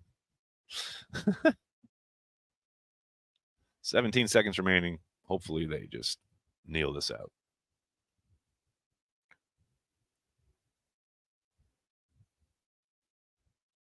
Chase.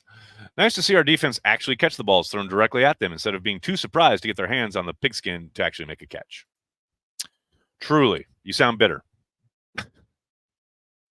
But I understand. So that's it. That's the half.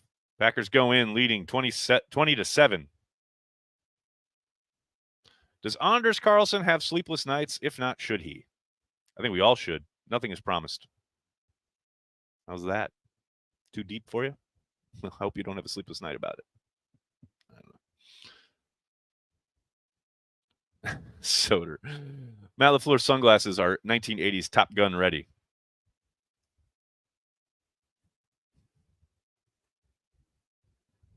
Oh, let me make that real easy for you. It's all good.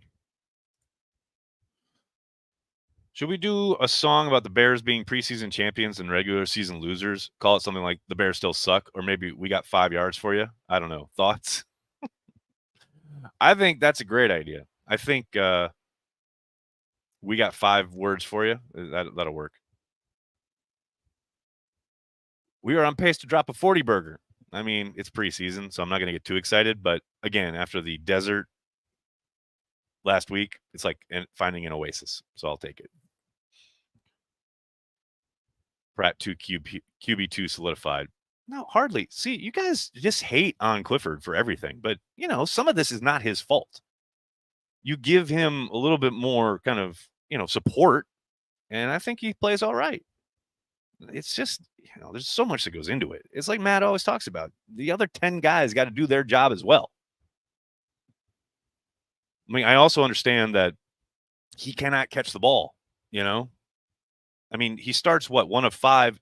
One of those incompletions literally hits the tight end in the hands perfectly. And what is at some point, these other guys got to make plays too. They got to help him out. They got to block up front. They got to run the right route. They got to catch the balls thrown to him.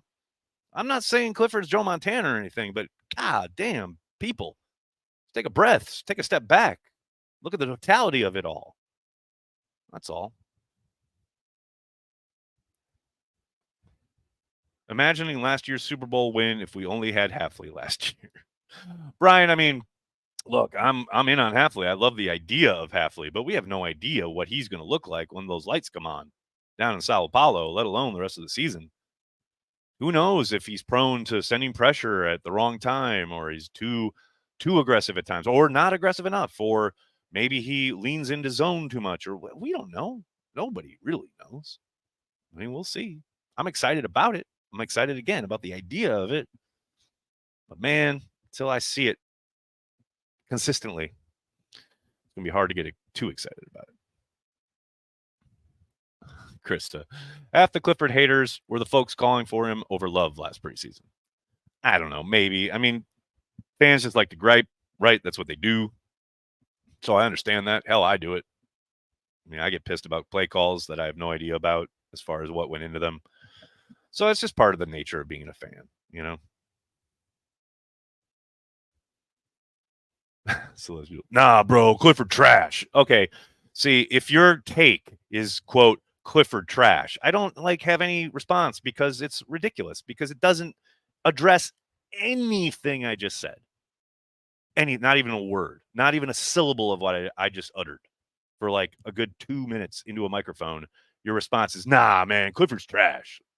All right, cool, rock and roll. I got nothing. You win the argument. I have no thing in response to, yo, bro, Clifford trash. I mean, that high-minded rhetoric is really difficult to have a rapport with. Your argumentative skills are way above mine. There is no world I exist in that can come up with some kind of witty repartee to dissuade you of your notion that, nah, bro, Clifford trash. Cool. Clifford trash. Next. I got nothing. Dustin, what's up? Love seeing the Lambeau leaps by the guys. Makes me happy as something that's creamy and cold from the land of the green and gold. Does it? Does it make you happy? That's good. Good. I got something else that should make you happy. Well, we carry the G wherever we may be, so creamy and cold, and from the land of the green and gold.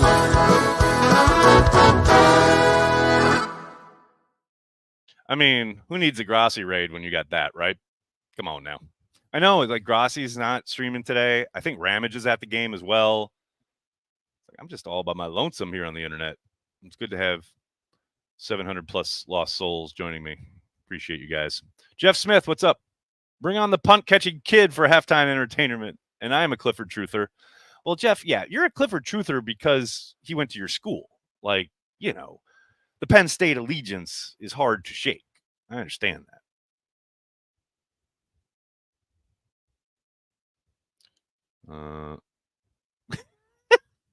I love people in the comments. Clifford is trash, though.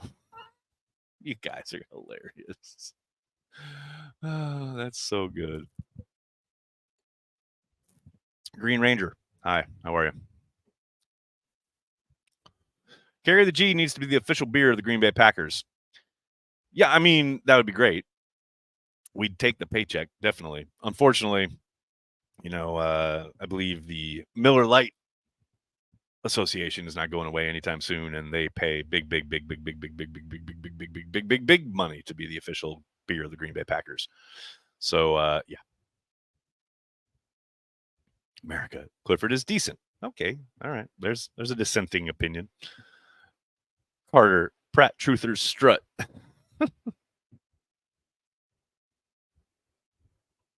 Clifford is simply choking under pressure. He was good when there was no QB competition. He wasn't that great either. That's the other thing. Everyone's like, oh, he was so good last summer. It's like, no, he made some throws. He was fine. But, like, look, he's also under duress. He's getting hit when he's back to throw. Like, again, takes the other 10 guys to do their job as well. Let it go. Let it go? Is this your first time here? Let it go. Your Honor, what's up? Just like the SNL, gotta have more cowbell. I can't get enough of that Carry the G commercial. No, okay. I played it. I just played it. I'll play it again later. I'm not going to play 2 in a row. It's just, they'll be judiciously meted out today. Soder, what's up? Lynn Dickey and Don Mikowski didn't do anything stupid this week. Packer QB hierarchy remains intact. Clifford or Pratt, irrelevant. I mean, you pretty much hit the nose on the head there.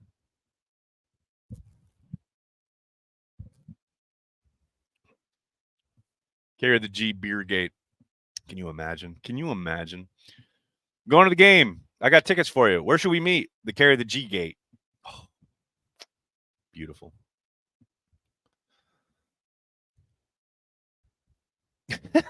Angry casual fan. I want Clifford as my QB3. I'm okay with that. He's our trash. Amazing. It's amazing. Merc, I got to have UK carry the G. Not going to happen anytime soon, unfortunately. Look at this throw. Nice. Showing the replay of the touchdown to Melton. I mean, talk about putting it in a great spot for your guy to go and make a play on it. Really nice work. Oh, and this Mosby sack fumble. Absolutely gorgeous. I love it when a dude has a caravan up the sideline. That's so good. Dustin, how you doing, man? Clifford is no Shane Falco, but better than me. You are Shane Falco. Mimsy, what's up? Carry the G should be the official beer of the Packers Hall of Fame. That's a great idea. Unfortunately, now the Packers Hall of Fame is housed inside Lambeau Field, which has an affiliation with Miller Lite. So I doubt that's going to happen. A fun idea, no doubt. Let's fix my camera here. Oh, my gosh. There we go. Oh, yeah, much better.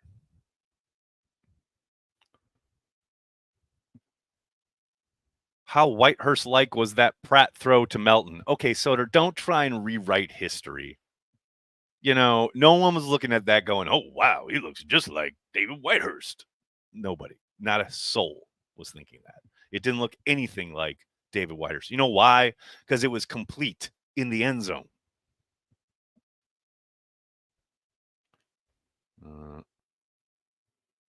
Clifford is Johnny Utah minus the Rose Bowl and knee injury. That works.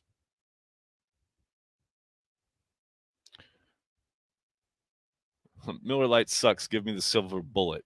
Like, dude, it's those are both just beer flavoring in water. Come on now. What else we got here, folks? Clifford would start on the Vikings, though. He'd probably give, what's his name, a run for his money, no doubt. Come on now.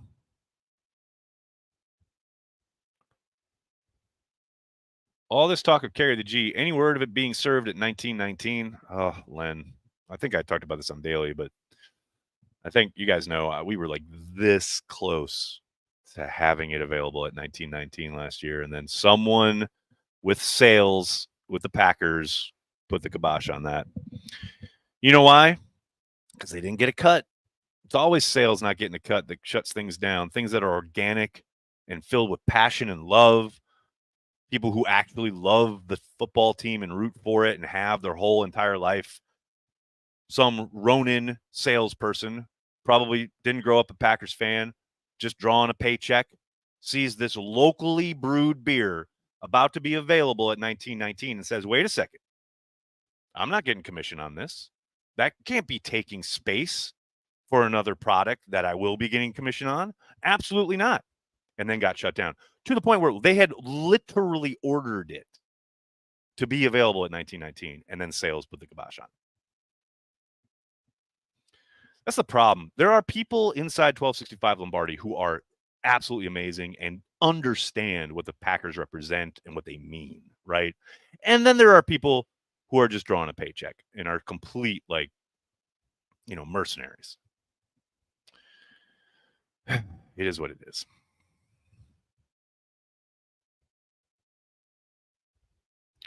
Frank, which QB is more likely to slip by waivers at this point? Oh, both of them. You could cut both of them, and they'd be back on the practice squad. No question. They won't. I mean, they'll keep at least one of them. Probably Pratt, but who knows? But yeah, no. There would be zero danger of either of these guys not getting through waivers. We got Matt LaFleur.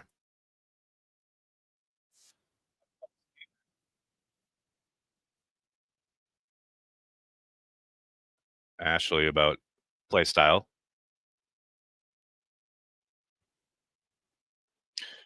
What have you seen from Pratt?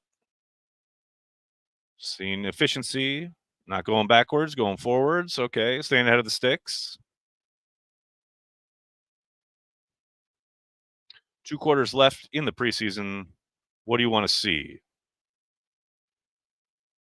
I want to see finish. I want to see great strain and finish. That's the new word for Matt all of a sudden. Like, he started saying strain a lot. I want to see strain. I saw our guys strain. Like, I don't know, man. Like, this sounds like a weird word to emphasize. Strain, I've always thought of as having a negative connotation. But apparently, Matt wants to see strain. So, there you go. Sounds good. Dustin, what's up? Thanks to Super Chat. Jordan used to get the same love as Clifford. I'm not so sure that's entirely true. Energy and juice in the second half. Let's go. Here we go. Packers set to kick off. Sends it skyward. Going way back. And get a flag. Here we go. Touchback on the kick. I believe that was Joseph. Illegal formation on the Packers. We got a shot of Rich Bisaccia being nonplussed on the sideline. He's not happy. Not happy at all. It'll be 1st and 10 for the Ravens. Dean, Tuesday. Tuesday is cut day. Cuts have to be made by 4 p.m. Eastern, I believe. But yeah, Tuesday afternoon is cut down day. Ravens take the snap, come out with the classic boot action to the, it's a fumble! The tight end was wide open in the flat. Somebody from the secondary came flying down, made the hit, caused the fumble. Young picks it up. Packers take over deep in Ravens territory. Big play. Love to see it. It was Kalen King. Nice work by the rookie. Much like Edwin Williams in that first preseason game, first play of the second half, Kalen King comes downhill, causes the fumble, big play to open the second half. Hot damn, nice play, Rook. There we go. That's how you make the squad. So the Packers back out on offense right away to start second half. Clifford is your quarterback. He's under center. Got a tight formation. Handoff. Is that Wilson? I saw a 3. I'm not sure if it's a 1 or a 2. Nice push from the right side of that line. We got Caleb Jones out there at left tackle. Not sure who's at right tackle. 2nd and 4. Gain of 6 on first down. Love to see it. Amy Piss is hot. No doubt about it.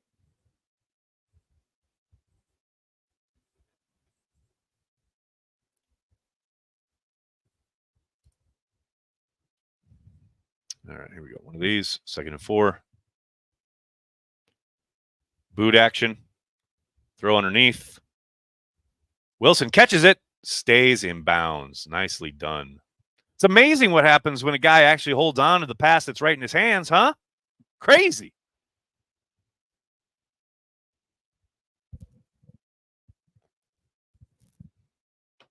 Good work there. Good work. All right. 1st and 10. Packers have driven a bit deeper into Ravens territory. Ball on the Ravens 13, 12-yard line. Condensed formations, as always. Counter action. Not a ton there, but nice work from, I believe, Wilson to keep his legs driving on initial contact. Ooh, we got a Jacob Monk sighting. Love Jacob Monk.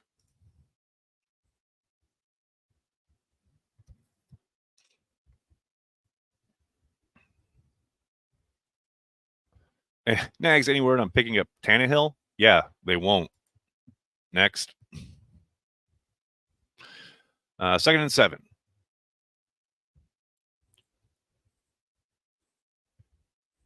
Ball at the 10-yard line. Handoff.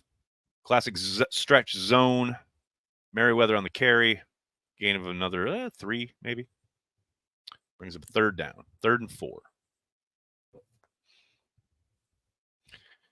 I mean, if I had a choice to run behind Caleb Jones, I would as well. Good stuff. Good stuff. All right, here we go. 3rd and 4. Ball on the 7-yard line. We got trips to the right. Tight end off the formation to the left. Send a man in motion. Right to left is Samori Toure. Clifford back. Throws a strike underneath. That's going to be a 1st down. Nice catch by Toure. Not going into the end zone. They want a 1st down. The Ravens are apoplectic. That's a reception. Let's see. Oh, I don't know. Yeah, it looks like he's bobbling it. I think that pass got tipped too. Oh, yeah, he controls it at the end, but he's bobbling it on his way out of bounds. So I get what the Ravens are saying. I would suspect that if there was the regular season and they spent like an hour looking at it, they'd come up with some, the blade of grass here moved 1 millimeter, so it's an incompletion. But it's preseason, and John Harbaugh has a heart, so he's not going to challenge.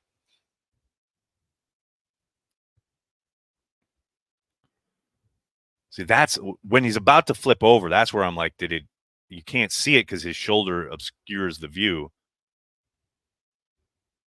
Oh, that's close. See, that's incomplete. And now they've called it incomplete. There we go. 4th and 4. We're going to go for it. Give us one of these. Clifford back in the gun. All sorts of time. Throws a slant. Touchdown. Malik Heath. We make miracles happen. Yeah, go do that Lambeau leap, kid. Love to see it. Love to see it. Nice strike from Clifford, too. Well done. Well, it wasn't such a chore now, was it? Nice job working in rhythm. Top of that drop. Planted his foot. Let it rip. Nice work from Heath. Got right, closed down that space between himself and the defensive back. Really nice work. And hey, a made extra point. Absolutely love it. There we go. Packers pouring it on against the Baltimore Ravens. Jim H. We should trade Heath. Is this like just a running gag now? We should just trade everybody who makes a play. The chat. I just see Clifford is awesome. Clifford is a god. You guys are hilarious. Patrice says, "Go Pack Go." What's up, Patrice? Hope you're doing well. Hunter, how has Newman been in the league for so long? Man, because he had a few starts at one point and knows the system. And they're like, hey, let's keep him around.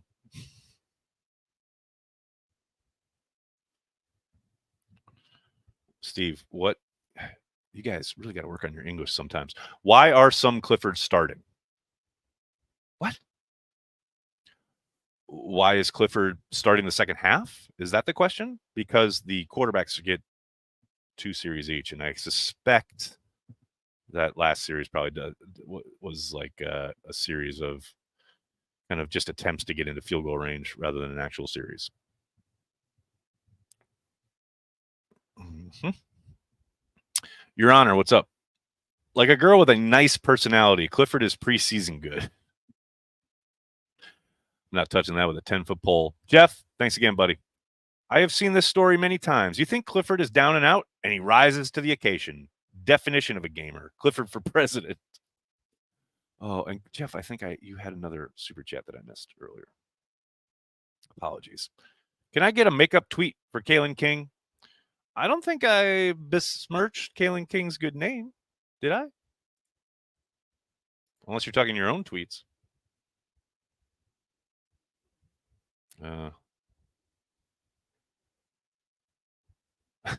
Jay, I am hoping that Love stays healthy all year. That is all I am saying. It's fine. I think that's every fan ever in the history of the game wanting their starting quarterback to stay healthy. Angry casual. Now you're just trolling. I love it. All right. Packers kicking off. A little indecision there about who's going to take it. Packers coverage. Well, we got a flag on the play. I brought it up, but it looks like it's going to be coming back. Malik Heath getting hydrated after that big touchdown.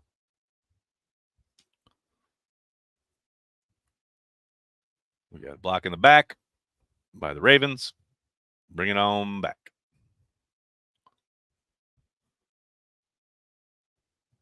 Not too shabby of a day. Old Malik Heath. Hold the phone. We've got complimentary football at 1265 Lombardi. Not too shabby, right? Fun when that happens. Create turnovers. Get your offense good field position. Score touchdowns. It's a beautiful day. All right. Ravens backed up now. Their own 10-yard line. Come out with a run on first down. Decent gain. Going to be second and something. 3, maybe. Did Matt Schneidman enter the chat? I don't think so. Pretty sure Matt's at the game, working in the press box. Jerome, is this what it feels like when the offense and defense are both clicking? Because I like it. Yeah, complimentary football. You love to see it. Toss play to the left. Packers defense swarms, but allows a gain of almost 3. Boys, guys, hit and down, not hit and get dragged. Jeff, I still don't know the kickoff rules. Who cares, really? Oh, Merk, I'm glad you asked. How are we finding the new kickoff rules? I think it's ridiculous. And if you just want to eliminate the kickoff, just eliminate the kickoff. I think it's boring as hell. I get they want to keep it in the game, but like they call it dynamic kickoff rules. There's nothing dynamic about it. We got to run up the middle yet again. Nice job by the back, getting out the back door there. Going to bring up a first down. However, we have a flag on the play.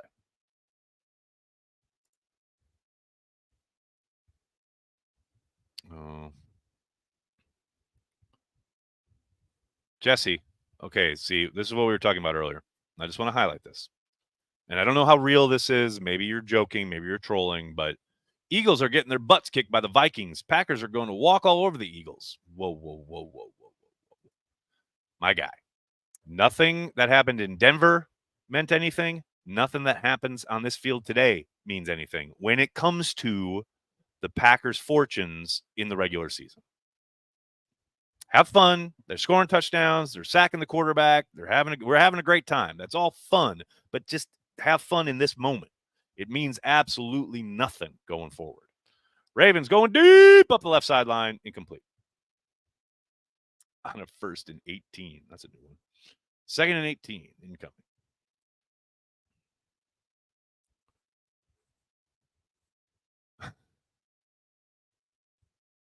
That's an interesting question.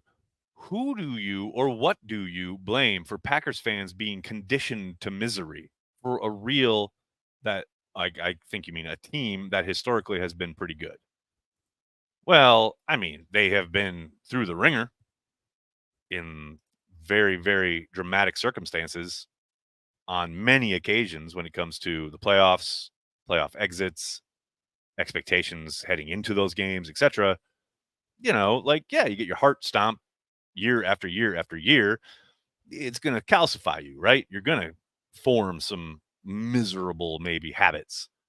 But I also think because the Packers have been so good and have won so many games, yet have so few championship titles to go along with it, in an age, especially where the Patriots were doing what they were doing, comparison is the thief of joy, right?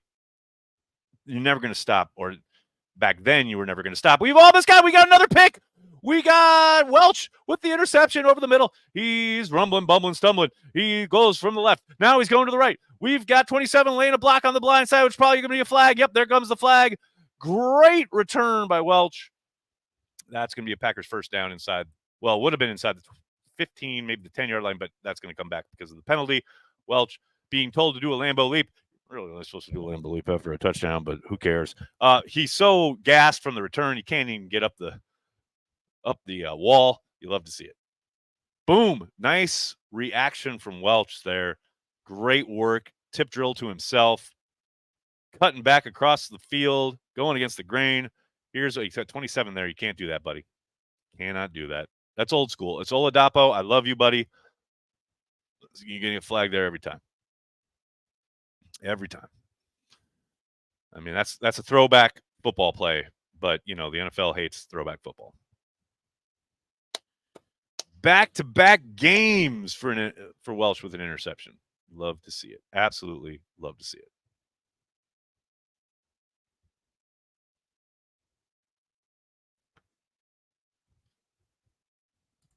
By the way, we just had a really nice piece on Welch up at CHTV.com that you should check out. Handoff. Oh, we got him out the gate. Nice jump cut. Good work. Is that McCrary? I mean, really nice jump cut in the hole there when it looked like he was dead to rights. He just went, boop. He hit the button right. The button I can never hit on Madden. He hit it right. Look at this. Boop. I'm out. He gone. Love to see it. Nice work, too, with the stiff arm on the offhand. Well done, young man. All right. Packers have the ball. There's 16-yard line. 17-yard line, sorry. Two wide receivers to the left. We got Pratt. He double clutches. He throws his own interception. Way too late. Way, way, way too late there. And then Pratt comes in, tries to make the tackle, and hurts himself. Ugly. Real ugly. Well, now they're probably going to have to bring in a quarterback.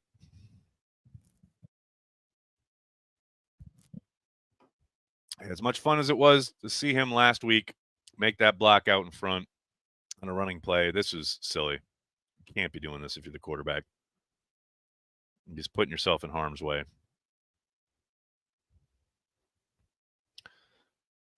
I don't know what happened there. It looks like, yeah, his head snaps back there. I think he got his bell rung. His day should be over. That's tough, man. Celestial, that was Pratt, buddy. I don't know what you're looking at, but that wasn't Clifford. Where is Matt Ramage? He's at the game, I think. Celestial Prophet out here. Soder, what's up? Clifford is now the backup. You ain't lying. Gio, hopefully he just got the wind knocked out of him. Yeah, that's what it looked like. Kind of, he was really feeling the effect of the neck snap. Hate to see it, man.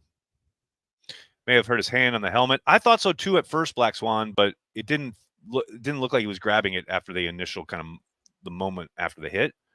But yeah, hopefully it's nothing too serious. It's all fun and games until someone loses an eye.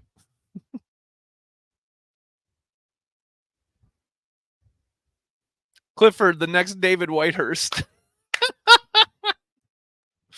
There you go. Looks like he was gasping for air. Yeah, I agree. It sucks too because the read's okay if he hits it on time, but he double clutches there, and then he brings his eyes backside, and that's what led the linebacker there. It's tough, man. It's real tough. Let's see what we got here. Excuse me, guys. Frank, what's going on, man? I was blind and poor until Clifford threw that TD. Now I can see and run a 4.3 40. Clifford is God. Take that, science. Random Packer, Hardy Nickerson. Go, Pack, go. Frank, you got all of that super chat. You got your money's worth. That is well done. Good times. Nags prattling into the mic. Prattling. Get it? Hey man, I'll just do this. It's all good. See, Pratt looks all right. He looks all right. Well, we carry the G wherever we may be, so creamy and cold, and from the land of the green and gold.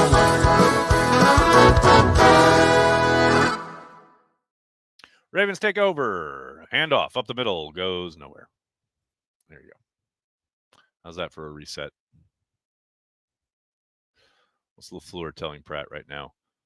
Don't ever can do that again.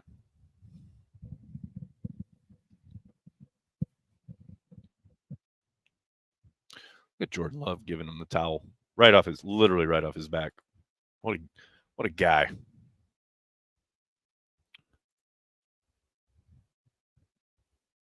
All right. 2nd and 7.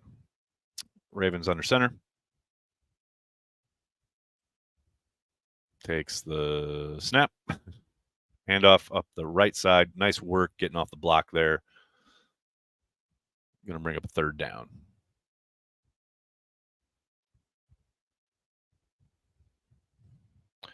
Alexandra, he missed a lot of time at the start of camp with an injury, but good to see him making plays here at the end.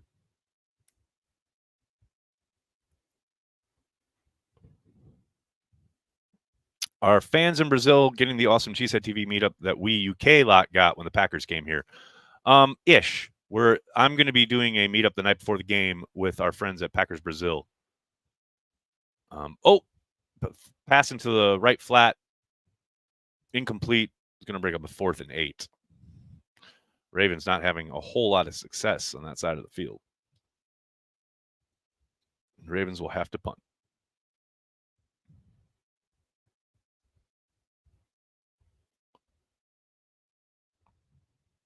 Man, I mean, that's right in the breadbasket. Got to catch that, son. All right, here we go. 4th and 8. Ravens punter standing with his right heel on the goal line. Takes the snap. Punt is away. Ooh, drives the returner way back there. I think it's Malik Heath on the return, who gets about 8-9 yards. Sorry, it's not Malik Heath. That is Dimitri Stanley, son of Walter. I thought it was 18. It was 19. A case of Carry the G should go to the player of the game each week. I don't hate that idea. I just hope it's Tucker Kraft every week. Ravens should pick up Pratt on waivers. Oh, man. Should have kept Magoo or Benkert around. All right, relax. Just relax. Glad to hear it. That meetup was the best fun I had in a while. Well, thank you, buddy. I had a really fun time. Really, really, really good time over there in London. Too bad the Packers ruined it.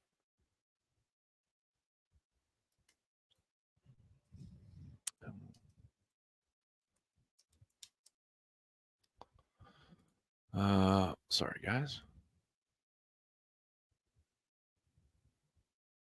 He only drinks craft beer. Get it with a K? It was great at the Dog and Duck. Thank you, Adam. They had so much fun. I'll say, like Corey and I talk about it every once in a while now. Like heading over in the cab, we were like, okay, maybe there'll be like 10, 15 people there. And when we got out of the cab, there was that huge, if you were there, there was like the bar was full and there were people 4 or 5 deep out of the bar onto the sidewalk into the street. And we were walking up the kind of side street there. And I specifically turned to Corey. I was like, that's not for us, is it? And it was for us. It was insane. You guys absolutely showed out in London. It was so much fun. Wearing white probably because it's 86 degrees. Yes, we haven't even talked about the fact that they are wearing white at home. But yeah, they 100% want to, give their guys every advantage that they can, including the fact that it is 86 out, and put the away team in the darks, absorbing the heat. That's the whole idea. Much like Lindy Infante did back in the day. Wanted to, I think it was the first month of the season, they wore white at home. Try and get that advantage, quote unquote. But, I mean, it makes sense. All right, we got the handoff. Left side. Nice work keeping the legs going there. Is that McCrary again? Nice run there, kid. There was absolutely nothing there. Nothing doing. And he made something out of nothing.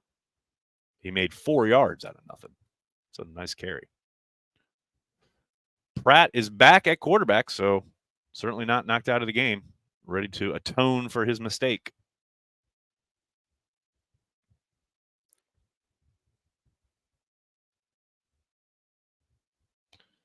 Ball on the 31-yard line of the Packers. Pratt under center, lone back.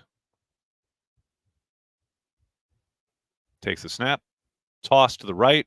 Nice in-cut from McCrary. Damn, this kid runs hard.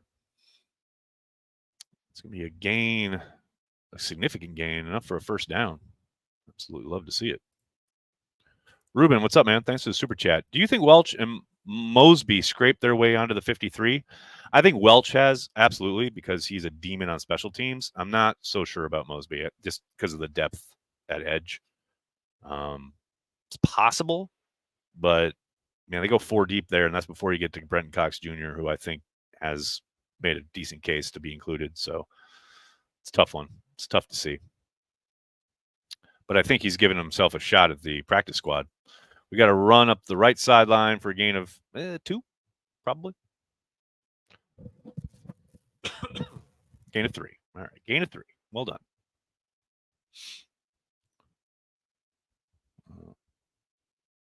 Looks like they want to practice running out the clock. Yeah, they want to, get work in all aspects of the game, including the 4-minute offense. Running the 4-minute offense with 5 minutes remaining in the third quarter, probably not what you want to see as a fan, but hey, it's their work. They're going to do it. We got a play action rollout, throw deep over the middle to no one. Looked like Pratt thought there was a ghost third trailer on the levels concept there. It's going to bring up a 3rd and 7. Not quite sure what he was looking at there. Doug Hype. What's up, Doug Hype? I need to carry the G Cream mail to celebrate. Thanks for the coverage. Can't watch the game. NFL Plus is broken today. I've had a couple people talk about that in the comments. I'm so sorry, man. That's literally how I'm watching the game, is with NFL Plus. So hopefully mine doesn't break here in the middle of the proceedings. 3rd and 7. Pratt in the gun. 3-by-1. Good protection. Throws underneath. Broken tackle by Samari Torre, who gets the first down. Good job, Samari. Well done. I mean, I thought that was dead to rights. Torre breaks the tackle. Gets the first down. Oh, nice move. Nice initial move off of the contact. Also, nice job keeping that ball high and tight. Good work. Probably prefer he gets it to the outside arm, but hey, I'll take it. I will take it. We got a timeout on the field. We got an injured Raven. You hate to see it. Hate to see the injuries. Random Packer, that guy that has a matching tattoo with Brett Favre. Wow, that's a deep cut right there. That is a deep cut. Carter, if Newman makes the team, I will vomit. I hope you have a bucket handy. There's a chance. There's a chance. Toure says, remember me? Yeah, Samari, buddy. I don't think he has much of a shot of making the squad, unfortunately. But hopefully he makes it through waivers and come back on the practice squad. But hey, if he keeps being productive, maybe someone picks him up, though I doubt it. Robin, what's up, man? Thanks for the super chat. I remember sitting with you in London when you spoke with the staff and said, I booked for 8, so I hope 200 is okay. Well, yeah. When I booked it online, I just wanted them to know that people were coming, right? Like that we were having an event and people would be showing up. So I booked their biggest table, which is 8 in the back corner, right? And I said, but when in my email, or the message on their website, I said, like, look, I'm having a gathering. Some people will show up. I don't think it'll be much more than like 15 or 20. And then like 200 people showed up. But she was very nice. I mean, credit to her. She was really lovely. And also, I'll also point out that William and Kate went to that exact pub a few weeks later, clearly because they saw the buzz and the heat from Cheesehead TV. So say what you will. We are influencers, not only in the Packers fandom, but with the Royal family. Thank you very much. It's Soder. That throw to the turf by Pratt reminded me of Whitehurst. I approve. See, that's what I was saying. That's very Whitehurst-esque, no doubt. Your Honor, thanks to the super chat. Is this the point in the game where the soccer moms bring out the orange slices for the kids? Go back, go and carry the G.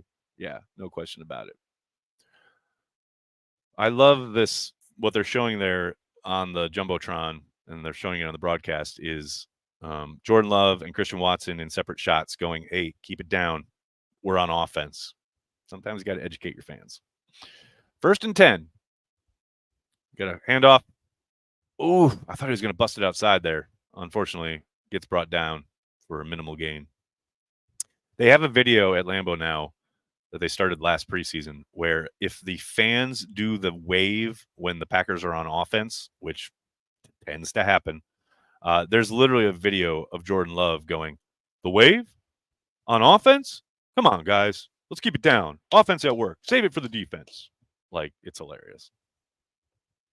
Brian Gutekunst on the sideline next to Matt LaFleur. And some final discussions about their squad. Pratt sends Henry Pearson in motion. Handoff. Gain of 4 or 5. I'm going to bring up a 3rd down.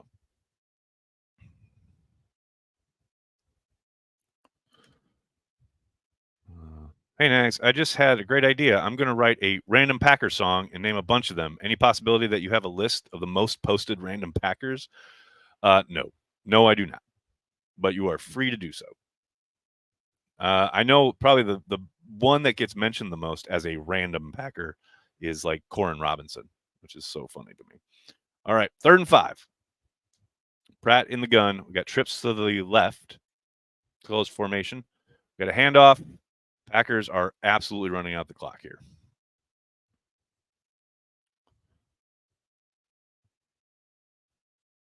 Ooh. Merriweather. Hot and bothered. Saying you got the 1st down. We'll see. They're going to measure. Nope. They're going to say it's 4th down. 4th and 1. 4th and 1. What are the Packers going to do?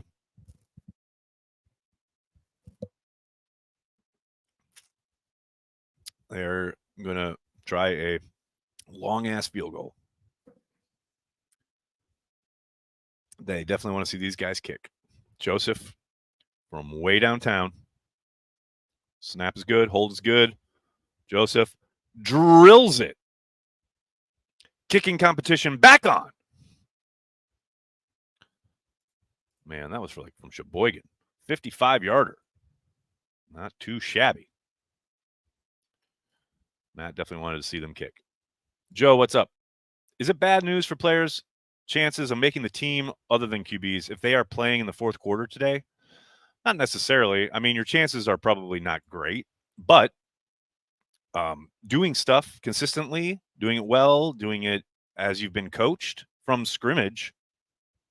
If you're a guy who's hoping to contribute through special teams, this is like basically making your case as far as, well, you can trust me from scrimmage, right? If you're looking at bottom of the roster guys and you're having that argument or the conversation in the personnel group meeting tomorrow, and they're saying, well, this guy does XYZ, and some other, personnel scout, whatever, says, well, look at what he did from scrimmage, right? If we got down to it and we have him up on game day and he's on kick coverage, punt coverage, etc., and we had some rash of injuries at whatever his position is, we can at least count on him to, be assignment sure, be where he's supposed to be. And those are the kind of, real tight decisions that are going to get made tomorrow. And this is the tape that they're going to pour over when they're looking, throughout tonight into tomorrow morning before they have those conversations. So it's not necessarily a bad sign. It's just an opportunity.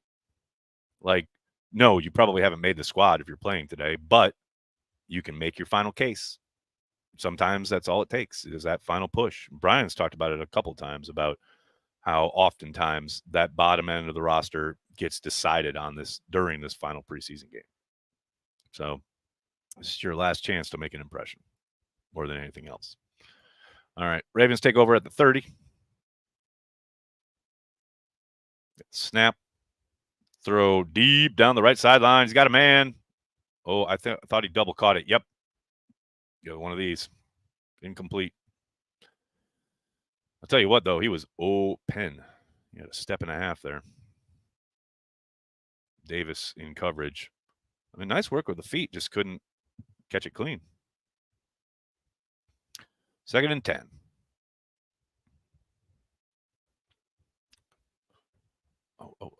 Oh, I forgot.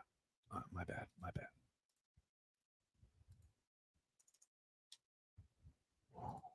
we go. Beautiful. All right. Ravens take the handoff. Nope. Quarterback keeps it and gets drilled. RPO, and he was like, help. Got a flag on the play. Who we got?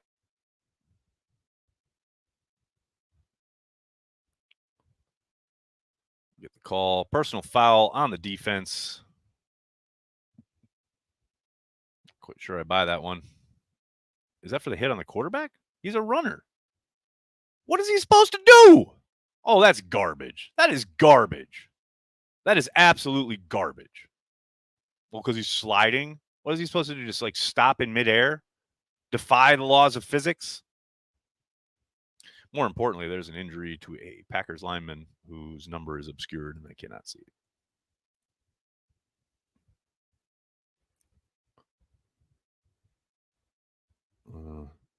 Hunter, how is that a penalty? Exactly. The slide was so late. It's like, what is he supposed to do? What is he supposed to do other than defy the laws of physics? I hate that. I also hate seeing Jonathan Ford hurt. Yeah, Hopper, make your case, man. That's some bullshit. That is some bullshit is what that is. Redonkulousness.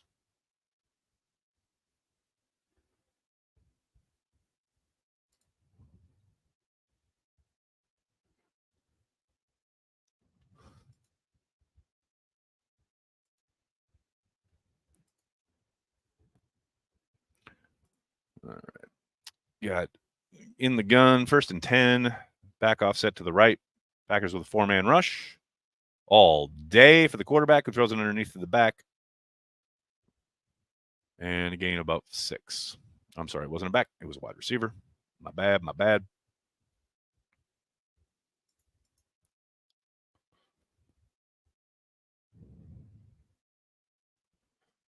Okay.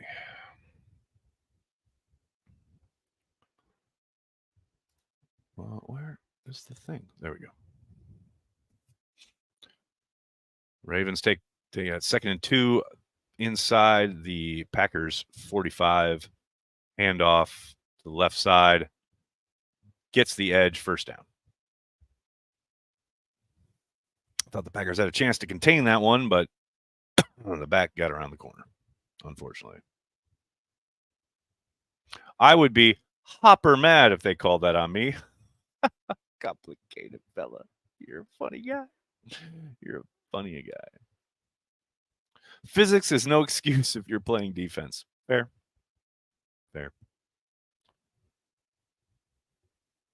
Bourbon and base, I'm with you, man. I feel like they are going to call those penalties. The defender should at least get their money's worth. Seriously, drive that dude into the fucking dirt. Swing pass out to the right side and dropped. It was behind the back. We have 15 merciful seconds remaining in the third quarter. 15 seconds remaining in the third quarter. One more quarter of preseason football left to be played.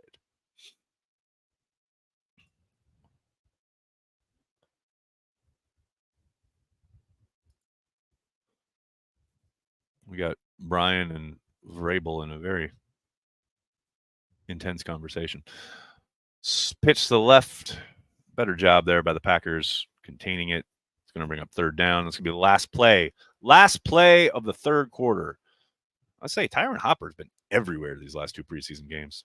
I mean, he's playing like a man possessed. Now, it doesn't mean he's always in the right spot. Doesn't mean he's always making the right play, but I like how active he is. No question about it.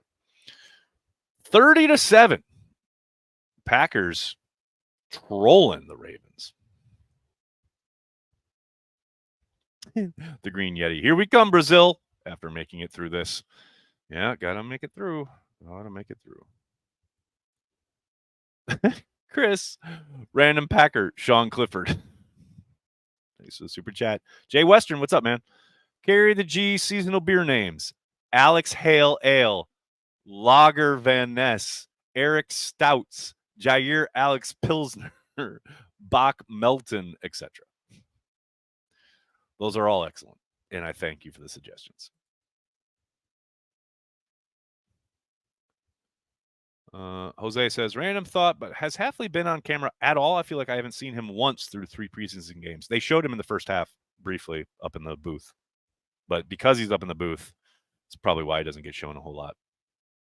Your Honor, wait, there is another quarter? 4, maybe. Let's go, 4. I like the extra hustle of the bubble guys today. Truly. Hunter, yay, politics. I imagine you're talking about an ad that is probably run on the YouTube channel. Hey man, we're making that cheddar up in here, and until the election happens, you're going to probably get some political ads. I don't endorse any of it. I just don't really want to talk about any of it, but there, I will take their money 100%. No question about it. Who have you been most impressed with? I'll say right now, I'll say Hopper. I think he's had a really good game. I also think Malik Heath has really balled out today, both in his play as a wide receiver, traditionally catching the ball, doing those things, but just a dog on the perimeter in the run game. No question. Aaron Picard. Just 15 minutes of football until the long gap week. Did I mention how much I hate the off week before the regular season? I don't hate it. I know it's weird when we've gone from traditionally in our lives, right, having the 4 preseason games and then jumping right in. I don't mind only having 3 preseason games and getting a reset and then starting the regular season.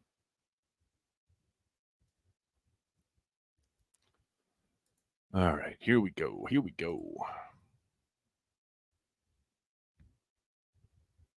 Krista says, I have YouTube Premium. No ads. So that's the way to go about it. No question. All right, here we go. Ravens in the gun. Send a man in motion from left to just inside. 4-man rush. Always just gets the ball off as he's getting hit. Looks like he's going to be a yard short, I think. Maybe they go for it. Morton was in the quarterback's grill as he let that go. Coming off, I believe it looked like a spin move. No, he just worked off of it. Worked off the block. Man, half a second, and he's got a huge quarterback sack. 4th and 1. Ravens are going to go for it. They got what looks like getting ready for a tush push. No, now we got a timeout by the Ravens. Timeout, Baltimore. Whew. It's getting exciting in there. Dustin, thanks for the super chat. Thank you, politicians, for supporting Cheesehead TV. Definitely take their money. No question about it. Think Welch makes the final 53? Yes, I do. Kalen King, dog today. I mean, absolutely big time as far as his work as a physical tackler. Like, you guys know, I mean, look, that's improvement, right, from the game in Denver where his missed tackle allowed what should have been a routine play to rupture on a 3rd and 17 into a first down. That's big time improvement from that to this. No doubt about it. Complicated fella. Nags, can you rate your Cheesehead TV audience? Are we in mid-season form or are we still preseason form, bringing the questions and comments?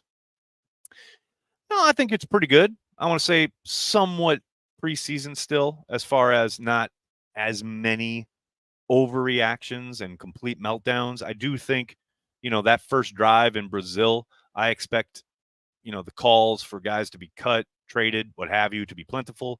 The first points given up, people will absolutely lose their minds. There is no question that, some point in the first quarter of the game in Brazil, the chat will be filled with people wanting people fired or cut or whatever. So I'm looking forward to that. Robert and Base, what's up, man? Random Packer, Ed West. Come on, Toolbox. Love me some Toolbox. Hey, man, will you be at Packers BR watch party in Sao Paulo? Looking forward to grabbing a beer with you guys before the Packers W. Pablo, yes, I will 100% be there the night before the game. It's going to be a lot of fun. Please be sure to say hello. I will 100% be there, and I will be having many beers. It's going to be a good time. Look forward to saying hello. I think we might hear Fire Halfley as well. Oh, that check is in the mail. Corey said I won't last till the 3rd quarter till I bitch about the defense. So we'll see. That is the over-under there.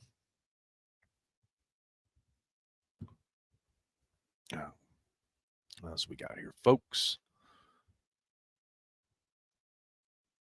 They're inescapable at the moment. Yeah, you're not lying. Political ads are absolutely everywhere. It's crazy. What is my favorite thing to get from Lambeau concessions? Oh, we are definitely in the 4th quarter of the preseason. I don't know. I don't get too hog wild when I'm there. Oh, they fumbled the snap, and then the quarterback tried to dive forward and didn't get it. First down, Packers. Well done, boys. There we go. Packers take over from the Ravens after the botched snap. Ken, what's going on, man? Thank you. I don't really care about your politics. A song? Hey, that sounds like a Motel Men fan. Good stuff. Is Corey doing a watch party for the Brazil game? I think so. To be completely transparent, Corey has been working on the live streaming aspects of the Democratic National Convention for the last 2 weeks with LiveX. So he is literally just coming up for air, and we have our first kind of pre-regular season meeting early this week, Tuesday morning. So we'll discuss it then. I suspect he is. We've talked about him doing it, but nothing's set in stone yet. We shall see. He may end up coming to Brazil. So we'll find out. Can we see the game? Yeah, if you use NFL Plus. Can't see the game here. See the score? There it is right there. That's the score. Packers have the ball. It's 2nd and 9. I believe Clifford is back out at quarterback. He takes the snap, throws the screen out to the son of Walter Stanley. Oh, sir, that's a late hit. How is he not out of bounds when he took that shoulder? Come on now. All right, that's going to bring up a 3rd down. Oh, there's the flag. Thank you. Well, Packers are going to get. How is it possible to have an illegal man downfield when he legit threw the ball immediately after receiving it after the snap? How is that possible? Again, the laws of physics cease to exist at Lambeau Field, apparently. Well, Matt LaFleur seems to be talking with the official about it. All right, did they take it away? Did they pick up that flag? I hope so. Yeah, they picked it up. Thank you. I was like, how is that even possible? There's no way. Oh, man. Mike Witt coming in with the heat. Better punter, Don Bracken or Craig Hendrick? Honestly, I got to go with Craig Hendrick on that one. Handoff up the middle. Nice work. Good job breaking tackles. Rumbling, bumbling, stumbling up the right side. McCrary making a case, making a name, saying, what's up? Put me on the practice squad. Excellent work up front from the Packers. Holy shit. What a hole to run through. And then he makes the first guy miss. Not even miss. He just runs through the tackle. Keeps his legs churning. See, look, keeps his legs churning. That's what they're always talking about. Keep those legs going, baby. Make it difficult for them to tackle you and get you on the ground. Nice work. Rushing yards, 159 on the day for the Green Bay Packers. Clifford under center. Takes the snap, hands it off. Up the middle for good push. Good push. Maybe 4 or 5 yards. Not too shabby. Random Packer, Kurt Warner. That's a good one.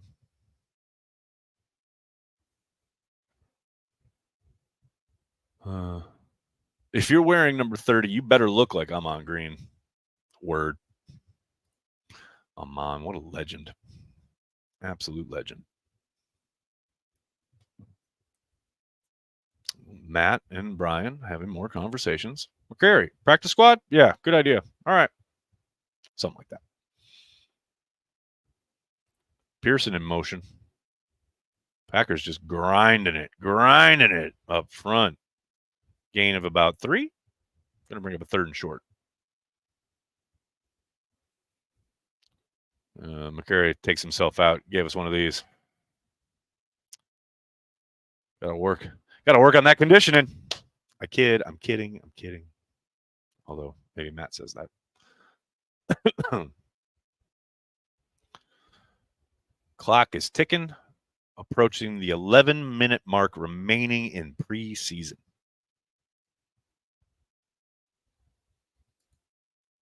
Clifford under center. Condensed formations.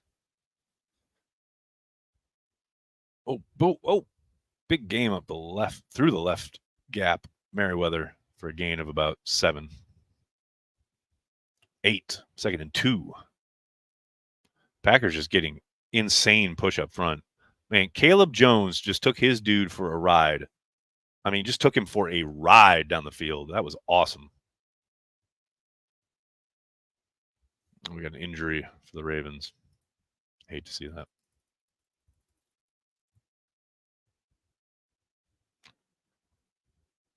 What else we got here, folks?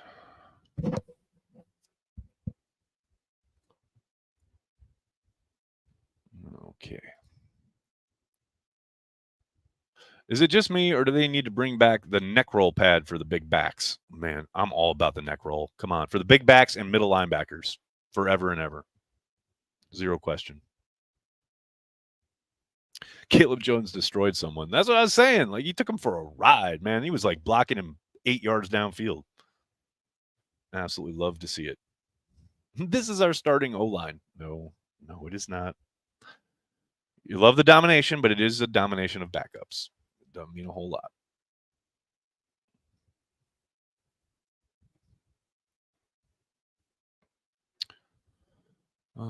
Packers, huge effort today. And that's the thing. You do like what they've done as far as answering the bell comparative to how poor it looked last week. You certainly love to see a lot more determination, a lot more effort. Actually, obviously, the results have been there. So, yeah, it's definitely a major improvement from what we saw last week. Random Packer Earl Dotson. No, that's a good one. Earl Dotson's a good one. That's someone who is awesome, really dominated in his day, but doesn't really get brought up and thought about a whole lot in the modern era. Great player. Jay Western. The neighborhood kids call me a big back, but I have multiple neck rolls. Amazing. I kind of miss the days when one time per game, Dean Lowry would kill a guy. Those were some halcyon days, no doubt about it. Do I think Edgerrin Cooper gets any action week 1 from scrimmage? No. No, I do not. He has not done anything in teams since like the first week of camp. I can't fathom putting him out there in a regular season game, given how little work he's had in that kind of capacity. I mean, who knows? Maybe they have a special package that features him, asking him only to do 1 or 2 things, but I would be very surprised. Scotty P, appreciate you being here, man. Thanks so much. All right, here we go. Clifford under center. 2nd and 2. 10:25 remaining in the game. Clifford using all of the play clock mercifully, I should say. Big push up the middle. That's going to be a first down. Big scrum. Keep that clock ticking, baby. Dan. Random Packer Aaron Rodgers. You never knew which personality was going to play each year. See, I get what you're saying, Dan, but, random. Yeah, I don't think that's too random.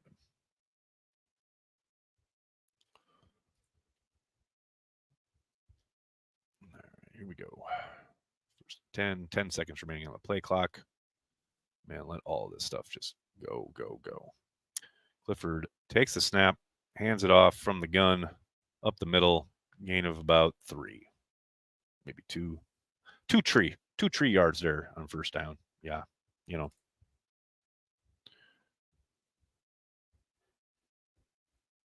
Cooper and Lloyd are setting themselves back with injuries. It sucks. It does.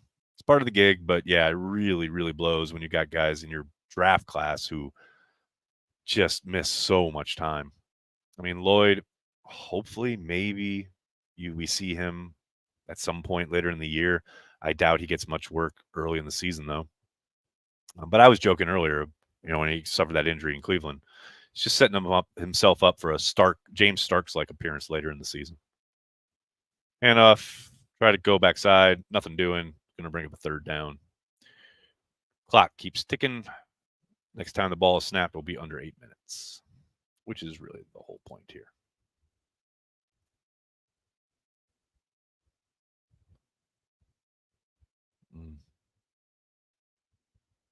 Aaron, I've been at work doing yard check, listening to you call the game updates, and it made work better. Well, I'm glad. Thank you so much. That's why I'm here, man. Packers fans, we got to know what's going on. Got to know. Random Packer, Allen Rossum. That's a good one. All right, here we go. 3rd and 6. Clifford under center. Toss to the left. Oh, my God. Caleb Jones just buried a dude. Unfortunately, other people were available to make the tackle. Brings up a 4th and 5. They showed Jones out in space. Needed 81 there to finish his block better.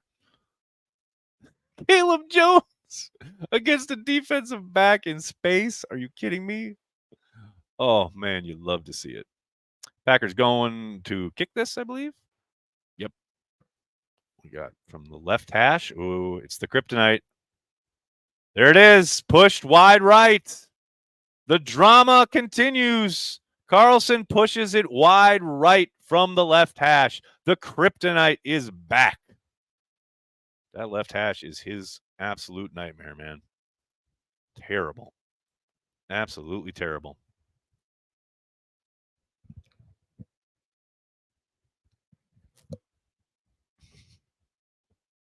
Hunter.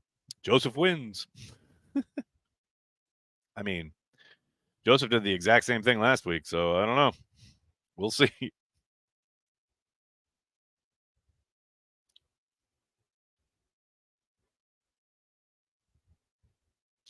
Oh, what is this? All right, there we go. Oh, boy. Never waste a draft pick on a kicker. Well, we found Corey Banky's burner on YouTube. Ryan Longwell available. Oh, so good. But then Tales of Gaming comes in and says, could we not have spent a 5th or a 6th on a kicker? It literally ended our season last year. They literally just spent one on Carlson. And he contributed to them losing that game that you're talking about. Oh, I love it. I love it so much. Now Carlson has to go. Hilarious. That's just the nature of the beast, man. You know, the minute he misses a kick, everyone's going to want him cut. Nice. Welcome to it. Just let it wash over you like a warm bath. Let Clifford kick. Will you do the Niners or Dolphins watch party outside in the elements? Doubtful. Depends on the day. Depends on what it's like out. But I tend to think no.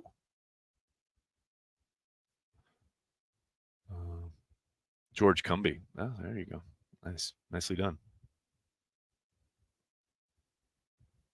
Most of us in a chat are clueless fools.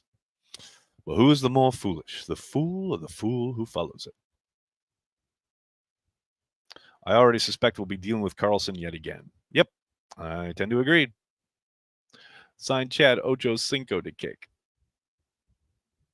If we keep Carlson, I guess LaFleur just needs to go for it anytime we're inside the 30. Yeah, probably.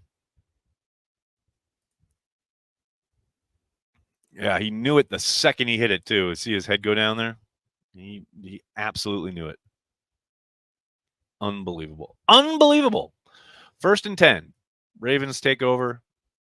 They hand it off. They want to get out of here, too. Just over 7 minutes remaining. I mean, look, it's not like he has to kick at Lambeau Field that often. Oh, wait.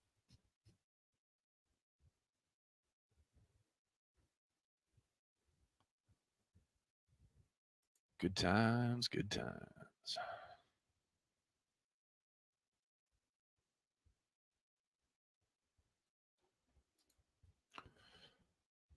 4-man rush. Pass out to the right flat. Gain of 2, maybe? 3rd and 9 upcoming. Carlson is a lone figure on the sideline. No human wants to be seen with him.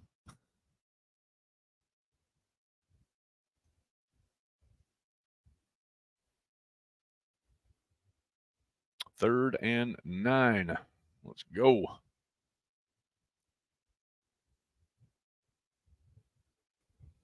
We got a quarterback running, scrambling, going around, trying to find a crease. See where it's spotted. Going to bring up a 4th down. Ravens are going to punt. Well, the quarterback had fun running around there for a little bit.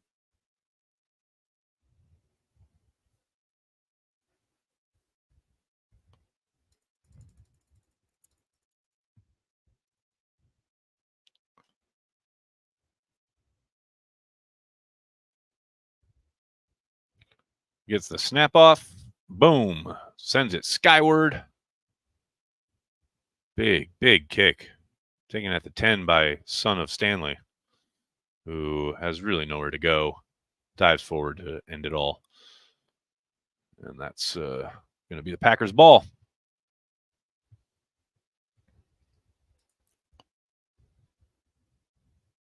Will your new place in New York have a designated Packer room? Kind of. We have talked about this. It will definitely have a room for the studio where I'll do all my work, watch parties, videos, what have you. And that will obviously be very Packer themed. So, yes, essentially, yes. A lot of fans left early today. I mean, can you blame them? All right, here we go. 1st and 10. Pratt now under center, getting ready to hand off. Hands it off. Gain of 3. 2nd down. Maybe 2. I believe that was Merriweather on the carry there. Gain of 2. There we go. 5 minutes remaining. 5 minutes remaining in the Packers' final preseason game of 2024. Brian Gutekunst wondering what the hell I'm going to do at kicker.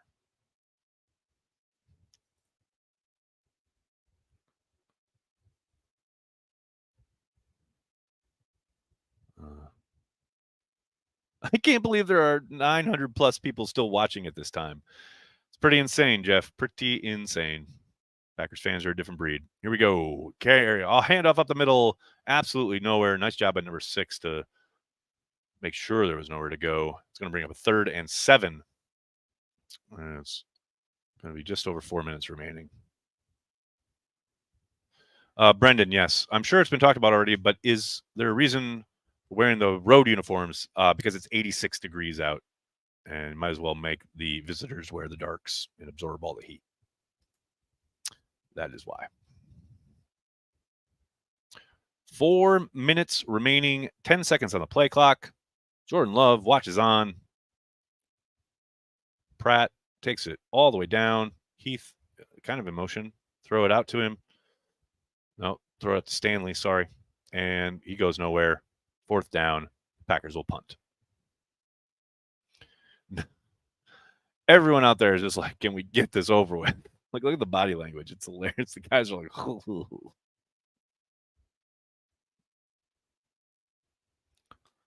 Got Ravens with towels on their heads going, get me out of here. It is hot.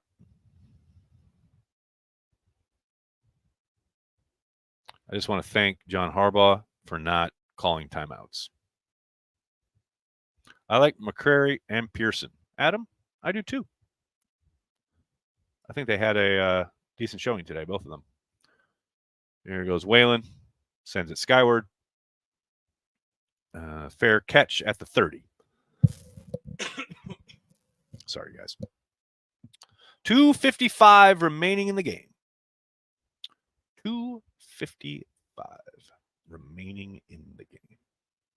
Jay Western, thanks for checking out the stream, buddy. Stay safe. Any injuries just got on?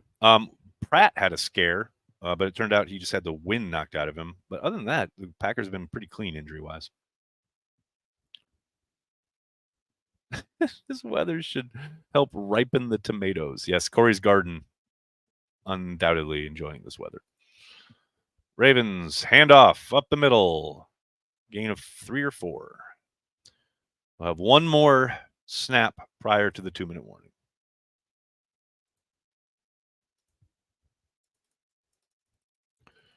Ooh, baby.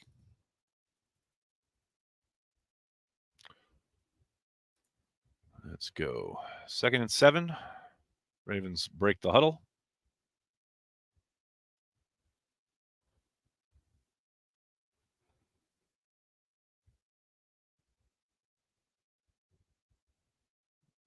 Packers crashed, missed the tackle. Back squirts out for a 1st down. And that'll bring us to the 2-minute warning. 2 minutes remaining in the preseason.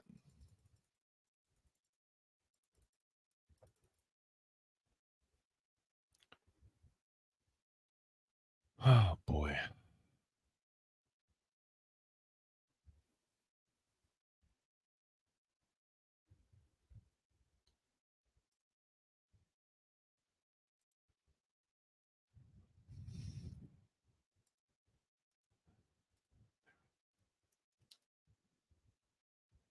No. I was about to be mean, but I'm not going to, people. I'm trying to turn over a new leaf here. This is a nicer, kinder Aaron. Thanks, Nags, and now we can focus on the regular season. If Carlson makes the squad, Jack Daniels will be next to me the whole game. I don't blame you. Can't say I don't understand.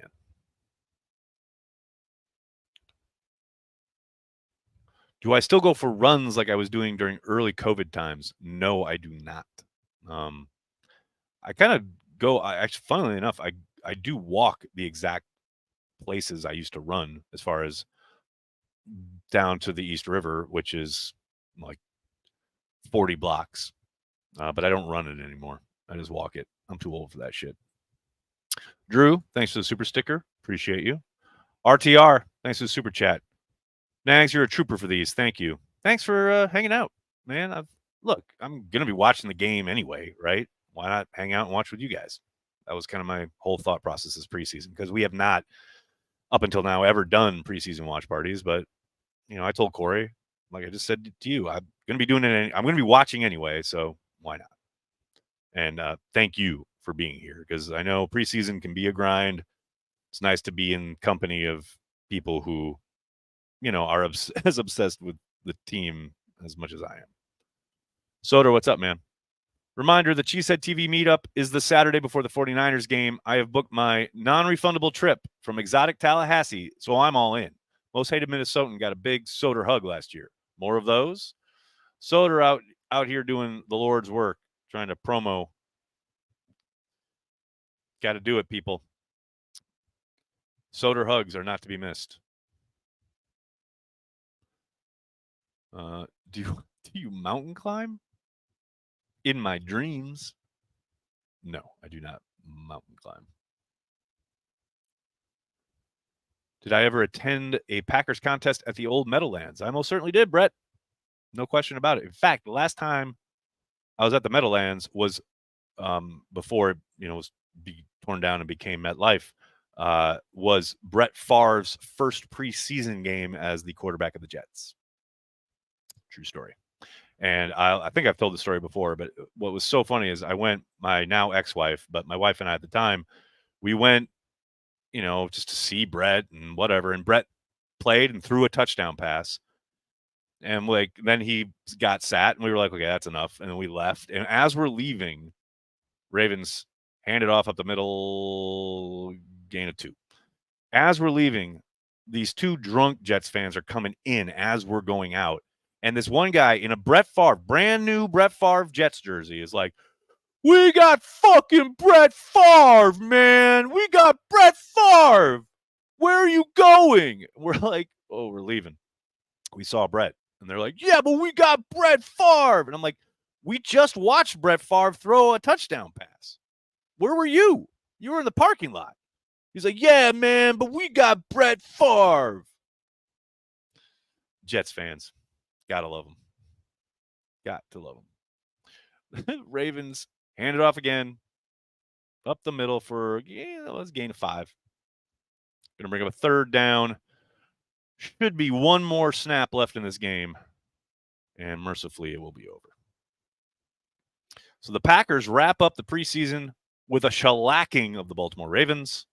I am going to take a bit of a break here. I'm going to keep the stream live so you guys can hang out, keep chatting if you want. And I'll be back in like 5 minutes, probably a little less. And then I'll do a wrap-up Q&A for both this game and the preseason and camp in general. And then we'll be on to the regular season.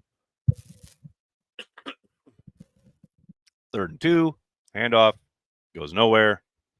And that'll be probably the last snap of the preseason. 4th and 1, no one is calling timeout. Thank you, Lord Jesus. And that'll be it. Big Packers W. Big Packers W at Lambeau Field. Harbaugh makes his way to the middle of the field. Matt LaFleur goes to meet him as well. First has looked like he was going to say something to somebody, but now he runs out to give Harbaugh the traditional handshake. Great job. Yeah, stay healthy. Okay, have a good year. All right. Rock and roll, peeps. Like I said, give me about 5 minutes, maybe a little less. I'll be back in a little bit, and we'll do a wrap-up session, Q&A. Thanks so much, everybody. Packers win. Big win. Love to see it. I'll be back in a bit.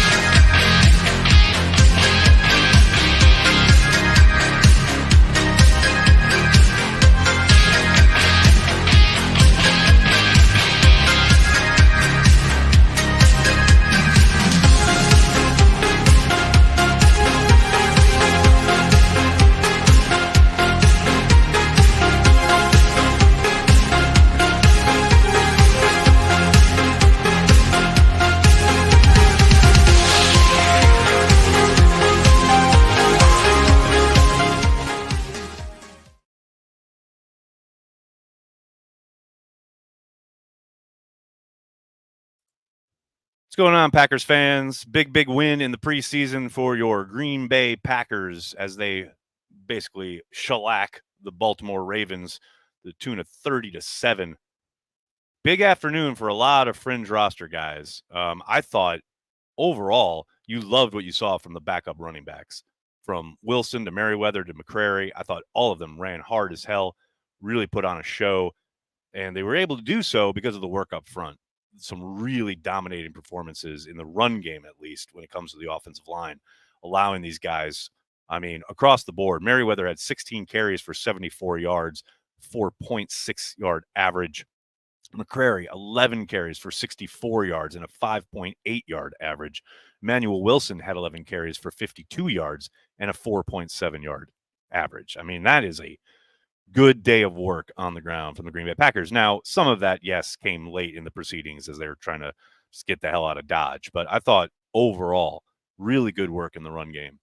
I thought both Bo Melton and Malik Heath, obviously both had touchdown receptions, but I thought outside of those plays, they played very well all afternoon.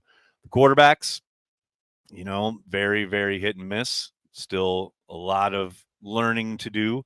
But I thought you saw both of those guys kind of rebound from mistakes. You saw them lead scoring drives, put points on the board. Both of them threw a touchdown pass. An unfortunate interception there from Pratt. Luckily, escaped real harm there and the attempted tackle after the interception. Then you flip it around. Shout out to Kalen King. I thought you talk about a bounce back performance after what we saw in Denver. Much more sure as a tackler today. And causing that fumble to start the second half, that's a big time play. Absolutely love to see it. And it's crazy to think that now the Packers have two games, both in Cleveland and here at Lambeau today, where they start the second half with a rookie causing a fumble to give their offense an opportunity right out of the gate in the second half. That's big time playmaking. You love to see it. Obviously, come off this game, the number one worry in Packers land will be the kicker situation with the horrific miss from Anders Carlson to end the day, who had been having a good day up until that point and has had a good week up until that point. But that is enough to sow those seeds of doubt and have Packers fans on edge throughout the season every time he's out there asked to make a kick. And yes, I think he will be out there. I know, again, the calls are new to have him be cut and to go sign a veteran. I think that's always fun. When people sign a veteran. Okay, a veteran. You mean like Greg Joseph? It's just at the point where I believe Carlson will probably be the kicker and they will live with his inconsistencies. And it's going to be really, really hard at times. It's going to be frustrating, but I doubt they make a move there. But we'll see. We shall see. Hello to everybody in the comments. Thanks to all of you who were with me throughout the watch party. Hello to all of you joining us afterwards. Let's start with Dan with the super chat. What's up, Dan? Did your band ever do anything with Vic Ferrari and his band back in the day? Well, Vic Ferrari was a group. It was not a guy. It was based or named after a character. But Ben, my partner in Motel Men, was the original keyboard player with Vic Ferrari. True story. But no, we never did anything together. Although I did play one keyboard part on Safety Dance once at a festival they did. Soder, thanks for the super chat. How great is it to be a fan of the Packers? Well, let me tell you, it's pretty darn great. It's not like, it doesn't suck. Like I got to imagine being a fan of other teams is. No doubt about it. Go Pack, what's up? Clifford hasn't looked good 2 weeks in a row. Tend to agree with that assessment, though I thought he rebounded well from some early mistakes today. And again, as I said on the live stream, there are moments where the other people on the field have to do their job as well. He starts 1 of 5, but 2 of those throws are, one of them is in the hands of his intended receiver and just gets dropped. It's like a couple of those plays early. There's a defensive end right in his face. There's a guy literally hitting him at one point while he's trying to throw the ball. I get like you'd like a little bit more production. Certainly would like to see him be getting into a rhythm a lot sooner, but it's not entirely on the quarterback each and every time. His Sons of Lombardi. Nice. What's your definition of a random Packer? It's kind of like art. You know it when you see it. That's about it. If it's it can't be a random Packer if it's a guy that is well regarded and remembered and talked about all the time, each and every day by Packers fans. Like there's lots of people who, Packers past who probably people will remember once you bring their name up, but aren't always on the tip of their tongue. That is a random Packer. To me. Just to me. Carter, what's up, man? Thanks for the super chat. Random Packer safety Mark Murphy, who looked like the lead singer of Midnight Oil. He did indeed. He was one of my favorite players when I was a kid. And when Mark Murphy, now president and CEO, got the job, at first I thought that was ex-Packer Mark Murphy until I realized it wasn't. Because they said he's a former player in the NFL. I was like, oh, my God, they got Mark Murphy, my favorite safety growing up. Or actually probably my second favorite safety. But, yeah, then I found out it was the Washington Mark Murphy. Ron Lewis, the definition of a random Packer. There you go. Love the show. Random Packer, Ross Verba. See, that's a good one. Ross Verba, which you wouldn't think, right? That's a former first-round pick. You would think that's somebody that people talk about all the time, but they don't. And he contributed and played, a nice long career in Green Bay. What was the Packers running back that brought in midseason that was selling used cars and then took over? Jordan, I think you probably mean Dwan Harris.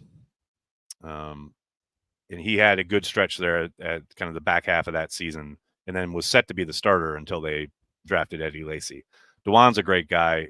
We follow each other on Twitter. I've had great interactions with him. We've spoken a couple times. I loved his game. Dwan was the man, no doubt. Frank, thanks for the super chat. Random Packer, Aaron Farstar III drops Mike. Amazing. Brett, whoever does not win the initial kicker job better be ready for a callback at some point from the Packers or another team. You're not wrong. That's the other thing. Like, whoever it is who ends up getting trotted out there, got to suspect they're going to be having people in for workouts each and every week throughout the season. At any point, they could pull that trigger. No doubt about it. Oh, no, it's turned into just a stream of random Packers. God. See, this is the random Packer thing that, it just takes over after a while, and people just start naming all random Packers. But which I appreciate. Like Frank here, random Packer, Frank Zombo. That's Super Bowl champion Frank Zombo to you. 100%. Someone just mentioned Mosby. What a day. What a day from the kid as far as not only forcing that fumble. By the way, how great was it to see a number 36 up the left sideline into the end zone? Would have been even better if he had just kept going into a Lambeau leap, but such a big play. And then to come back and have another one, really good day for the young man. I would think that should make a good case for his inclusion on the practice squad. I know we talked about it during the live stream. I would be very, very surprised if he actually makes the 53, but every little bit helps, and he certainly put some really nice stuff on tape today.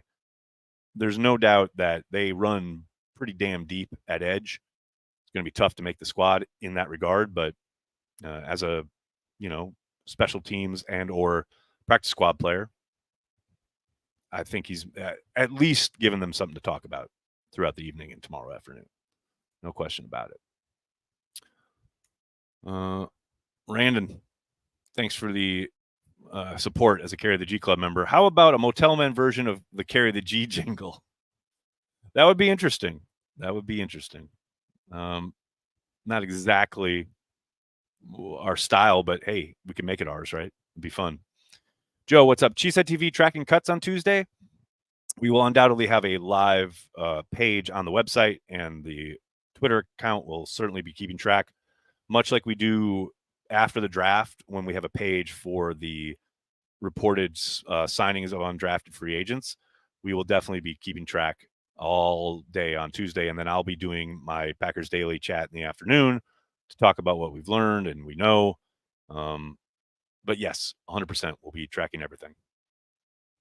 Brandy, closed practices from here on out? Yes, they held their final public practice on Thursday, with the Ravens.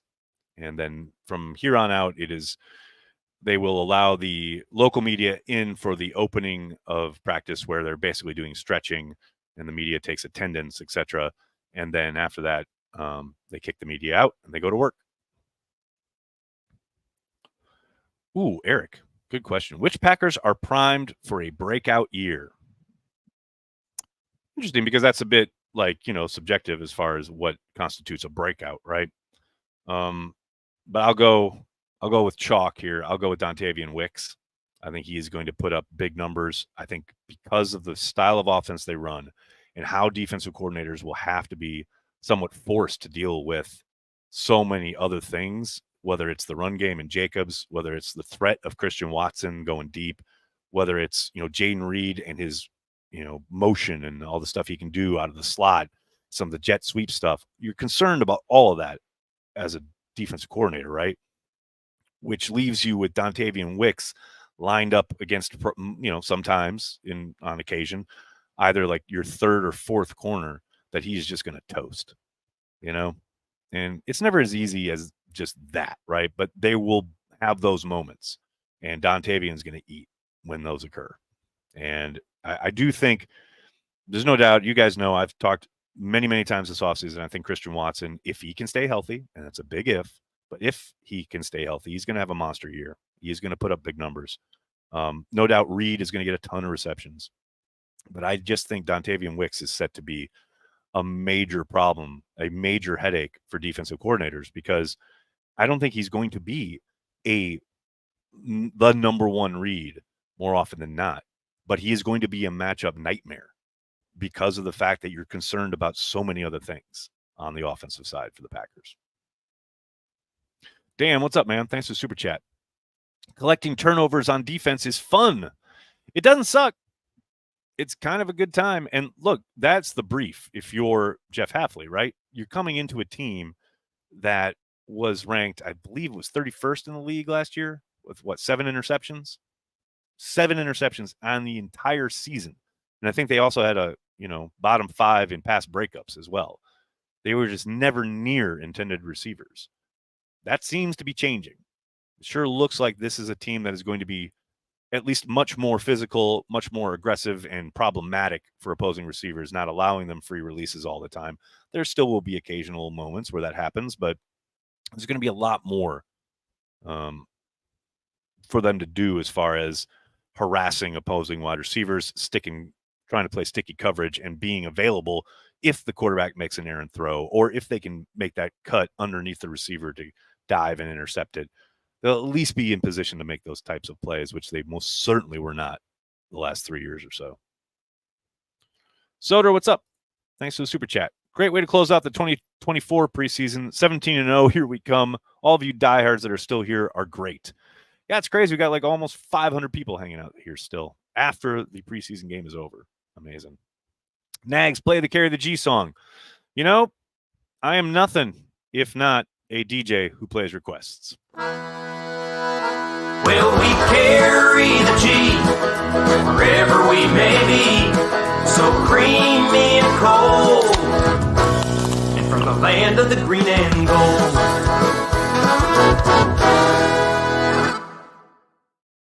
It's back on store shelves this week, people, all across Wisconsin. Go to cheeseheadtv.com, hit the beer tab. You'll see a map of the great state of Wisconsin, and you can find a spot near you that will have it. Do it, folks. Uncultured Barbarian, what's up, man? I like the concept of high-speed harassment. That's a pretty good description. There's no doubt that, things are going to happen where, okay, maybe they give up a play here or there, guy gets flagged for defensive holding or what have you. But for every one of those, hopefully, you're going to get some positive plays, some plays where you do get a pass breakup or you do get an interception. I mean, look no further than the Jets, right? The Jets have a great defense. They have a secondary that harasses people. And they play a very similar style and scheme that the Packers are trying to implement this year. And yeah, you could make the case that they're a little handsy and they get away with a lot, but they also know that like back the Legion of Boom days, right? Refs aren't going to throw the flag on every play. So you just keep being aggressive. Just keep getting after that opponent every single play, down in and down out. And again, yes, every once in a while you're going to give something up, but more often than not, you're going to take advantage. And I'm excited to see that come to Green Bay finally, hopefully. David, 196-yard rushing. What? That's how I led the chat, man. The run game was a story today. They were absolutely dominant up front, and that run game worked all afternoon. Really good stuff. Buddy, what's up? Any chance of the Motel Men playing at Summerfest next year before training camp opens up? I would say probably 0% chance, but we'd love to do it. If anybody knows any promoters connected to Summerfest, give a shout. Love it. All praise goes to the O-lines today. They stepped up. Gregory, no doubt about it. We talked about it at the start of the stream here. The work they did, and not even just obviously as a unit making things work, but individually, each guy seemed to really kind of be in a much better spot as far as their pad level goes, working off of double teams, getting to the second level. It was just nice to see the production, nice to see the pad level be a little lower, and hell, the backs had places to run today. Absolutely. Brody, thanks for the super chat. Couldn't watch what looked good / bad for the Pack. Good was the run game, no doubt about it. There was concern in the kicking game as Anders Carlson missed a 32-yarder, shanked it way to the right. Bo Melton had a nice touchdown catch. Pratt and Clifford were inconsistent. And trying to think what else. Oh, Mosby, the defensive end, had an awesome game. Definitely made a case to get put on the practice squad. No question about it. Chance the Motel Men play Freedom, Wisconsin. Funnily enough, the last time I saw Vic Ferrari was in Freedom, Wisconsin. Who do you think will be the core special teamers this season? Good question, Richard. Tyler Davis. I think there's no doubt there. Zane Anderson will be part of that group. I think Robert Rochelle had made a real case for himself, but he has come down with a hip injury, which is why he was inactive today.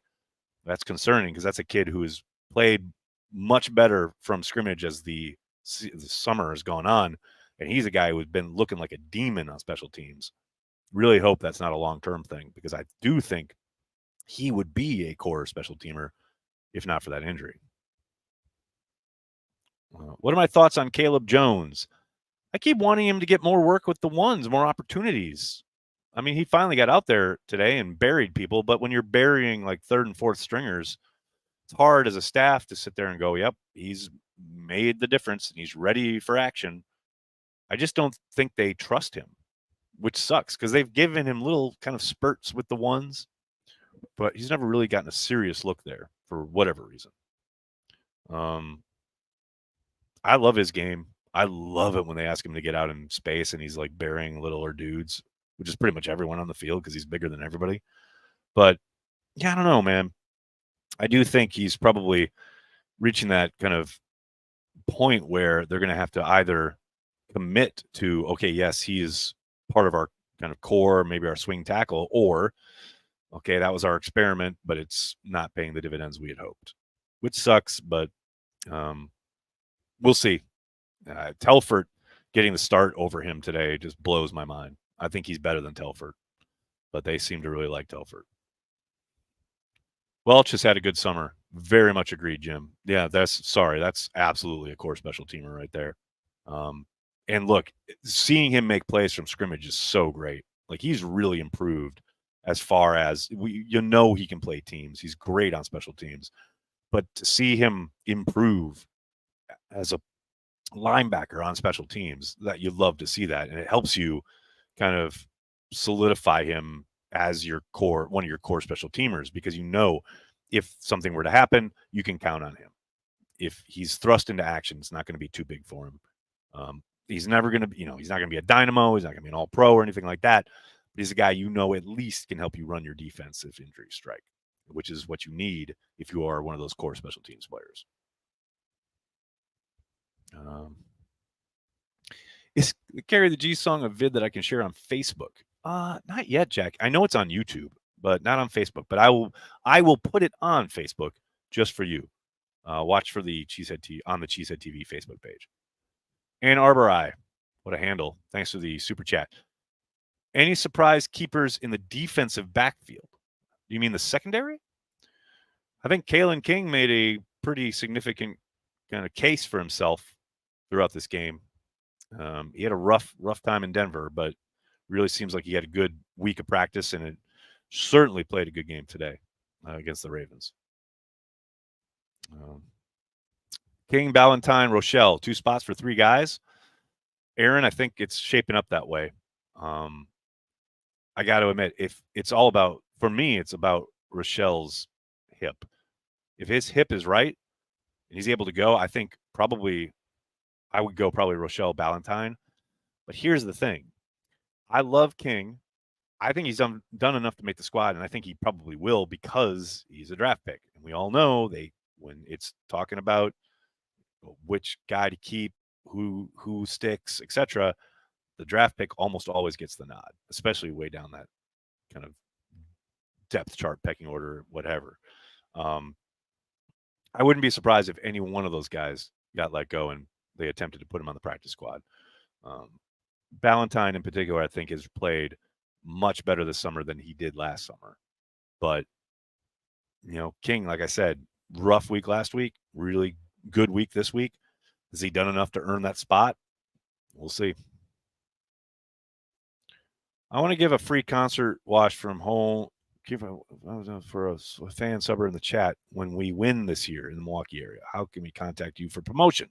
Calvin, send a email to contact@cheeseheadtv.com. That is the best way to go about it. Welch is always around the ball. Remember his fumble recovery last year at San Francisco after Nixon fumbled the ball on the kickoff return. He is a guy whose motor never shuts down. There's zero doubt about that. Stokes Ballin is such a great revelation. Really ups the entire DB room. As big an addition as Xavier. Whoa.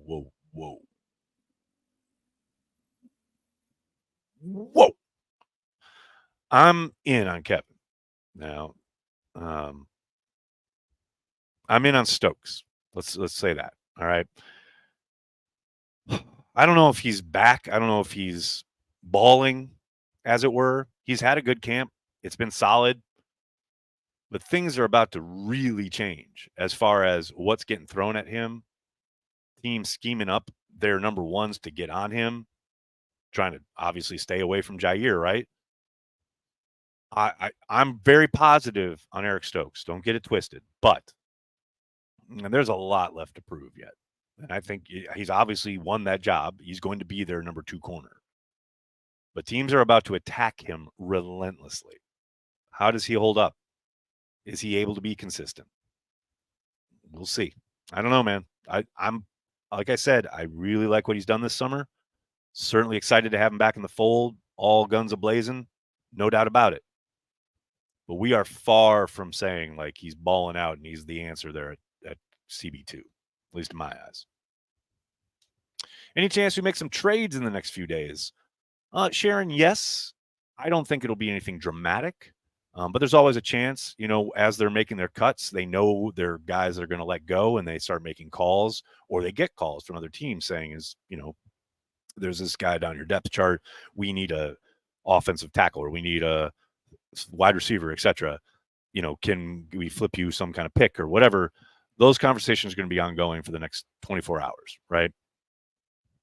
I wouldn't expect a dramatic trade of any kind, but yes, certainly they could be trading away a guy or two. I'd be surprised if they made a trade to acquire anybody.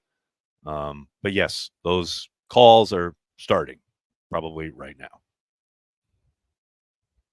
Brody, thanks for the super chat. Win every game by 21. You don't need a kicker.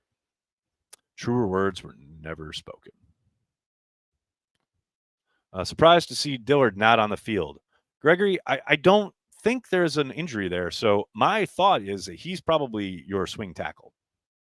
I know people are somewhat down on him because of his horrific year last year in Tennessee, and there's no getting around it. It was bad. And he didn't start camp extremely well. But I will say the last 2 weeks or so, maybe, 20 days, I think he's played much, much better. And I think especially over the course of the preseason, I think he's played extremely well. So the idea being, he's obviously not a starter, but he's there to come in if an injury strikes. You could do a lot worse in this league. I'll tell you that. So, yeah, I think barring some kind of shock surprise, I think he's your swing tackle. But we'll see.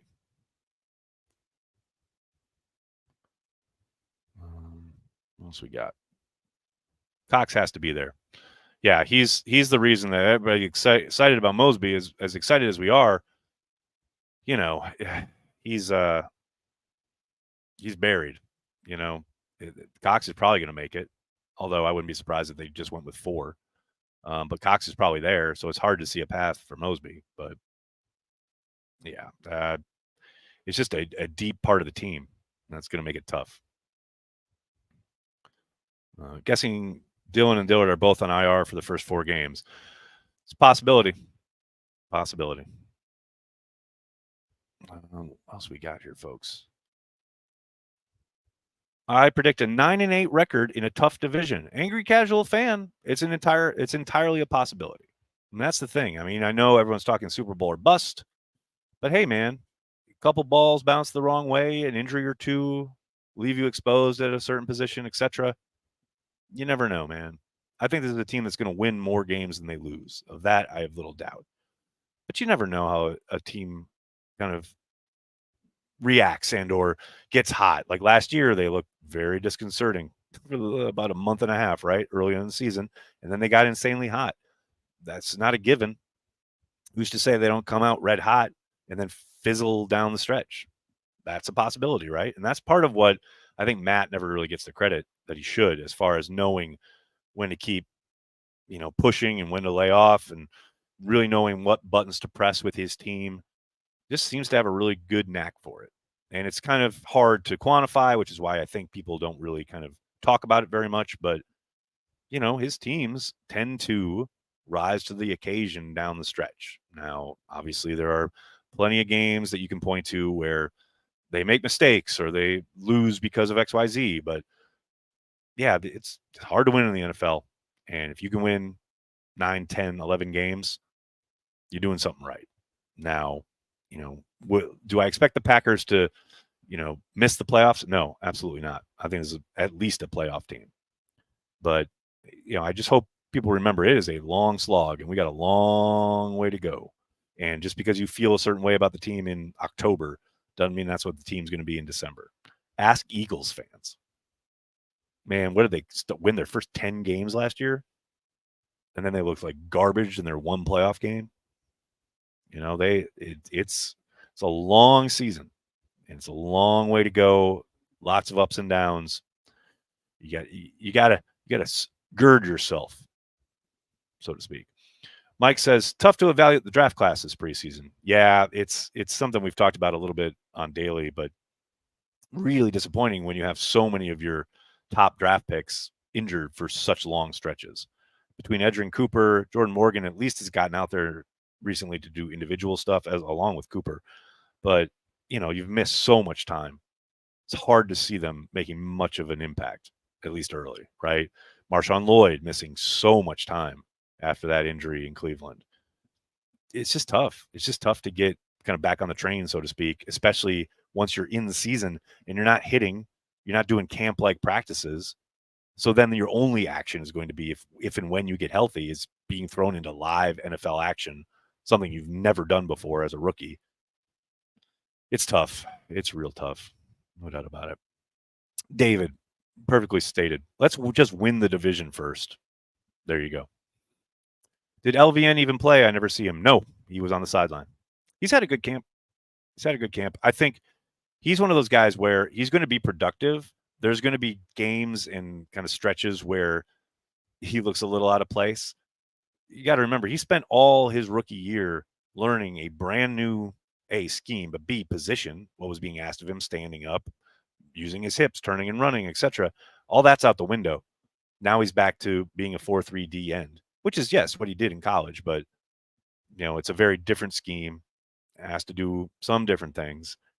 But I think his physical gifts, his ability, his motor, he's going to be undeniable at times. But there are going to be times where it's frustrating to see how inconsistent he can be. The Packers don't have as much draft capital as previous seasons. Do you think they will use future trade assets to acquire players? No, I'd be shocked. I'd be shocked if they traded away draft capital to acquire anybody. That's not to say it's impossible. Depends on what's on offer, calls getting made. But yeah, I'd be very, very surprised. All right, everybody, I'm going to have to get going. I cannot thank you enough for hanging out as long as you have throughout this day, throughout the stream, through the game, here through the gut reactions and all your Q&A about Motel Men, which, by the way, I really appreciate that anybody has listened to Motel Men. That's amazing. Appreciate each and every one of you. Please do me a monster favor. Hit like on this video. Subscribe to the channel. Tell your friends. Tell your family. Cheesehead TV. We are devoted to Green Bay Packers fans worldwide. Hope you all have a great Sunday. I'll be back on Monday with Packers Daily. In the meantime, go Pack Go.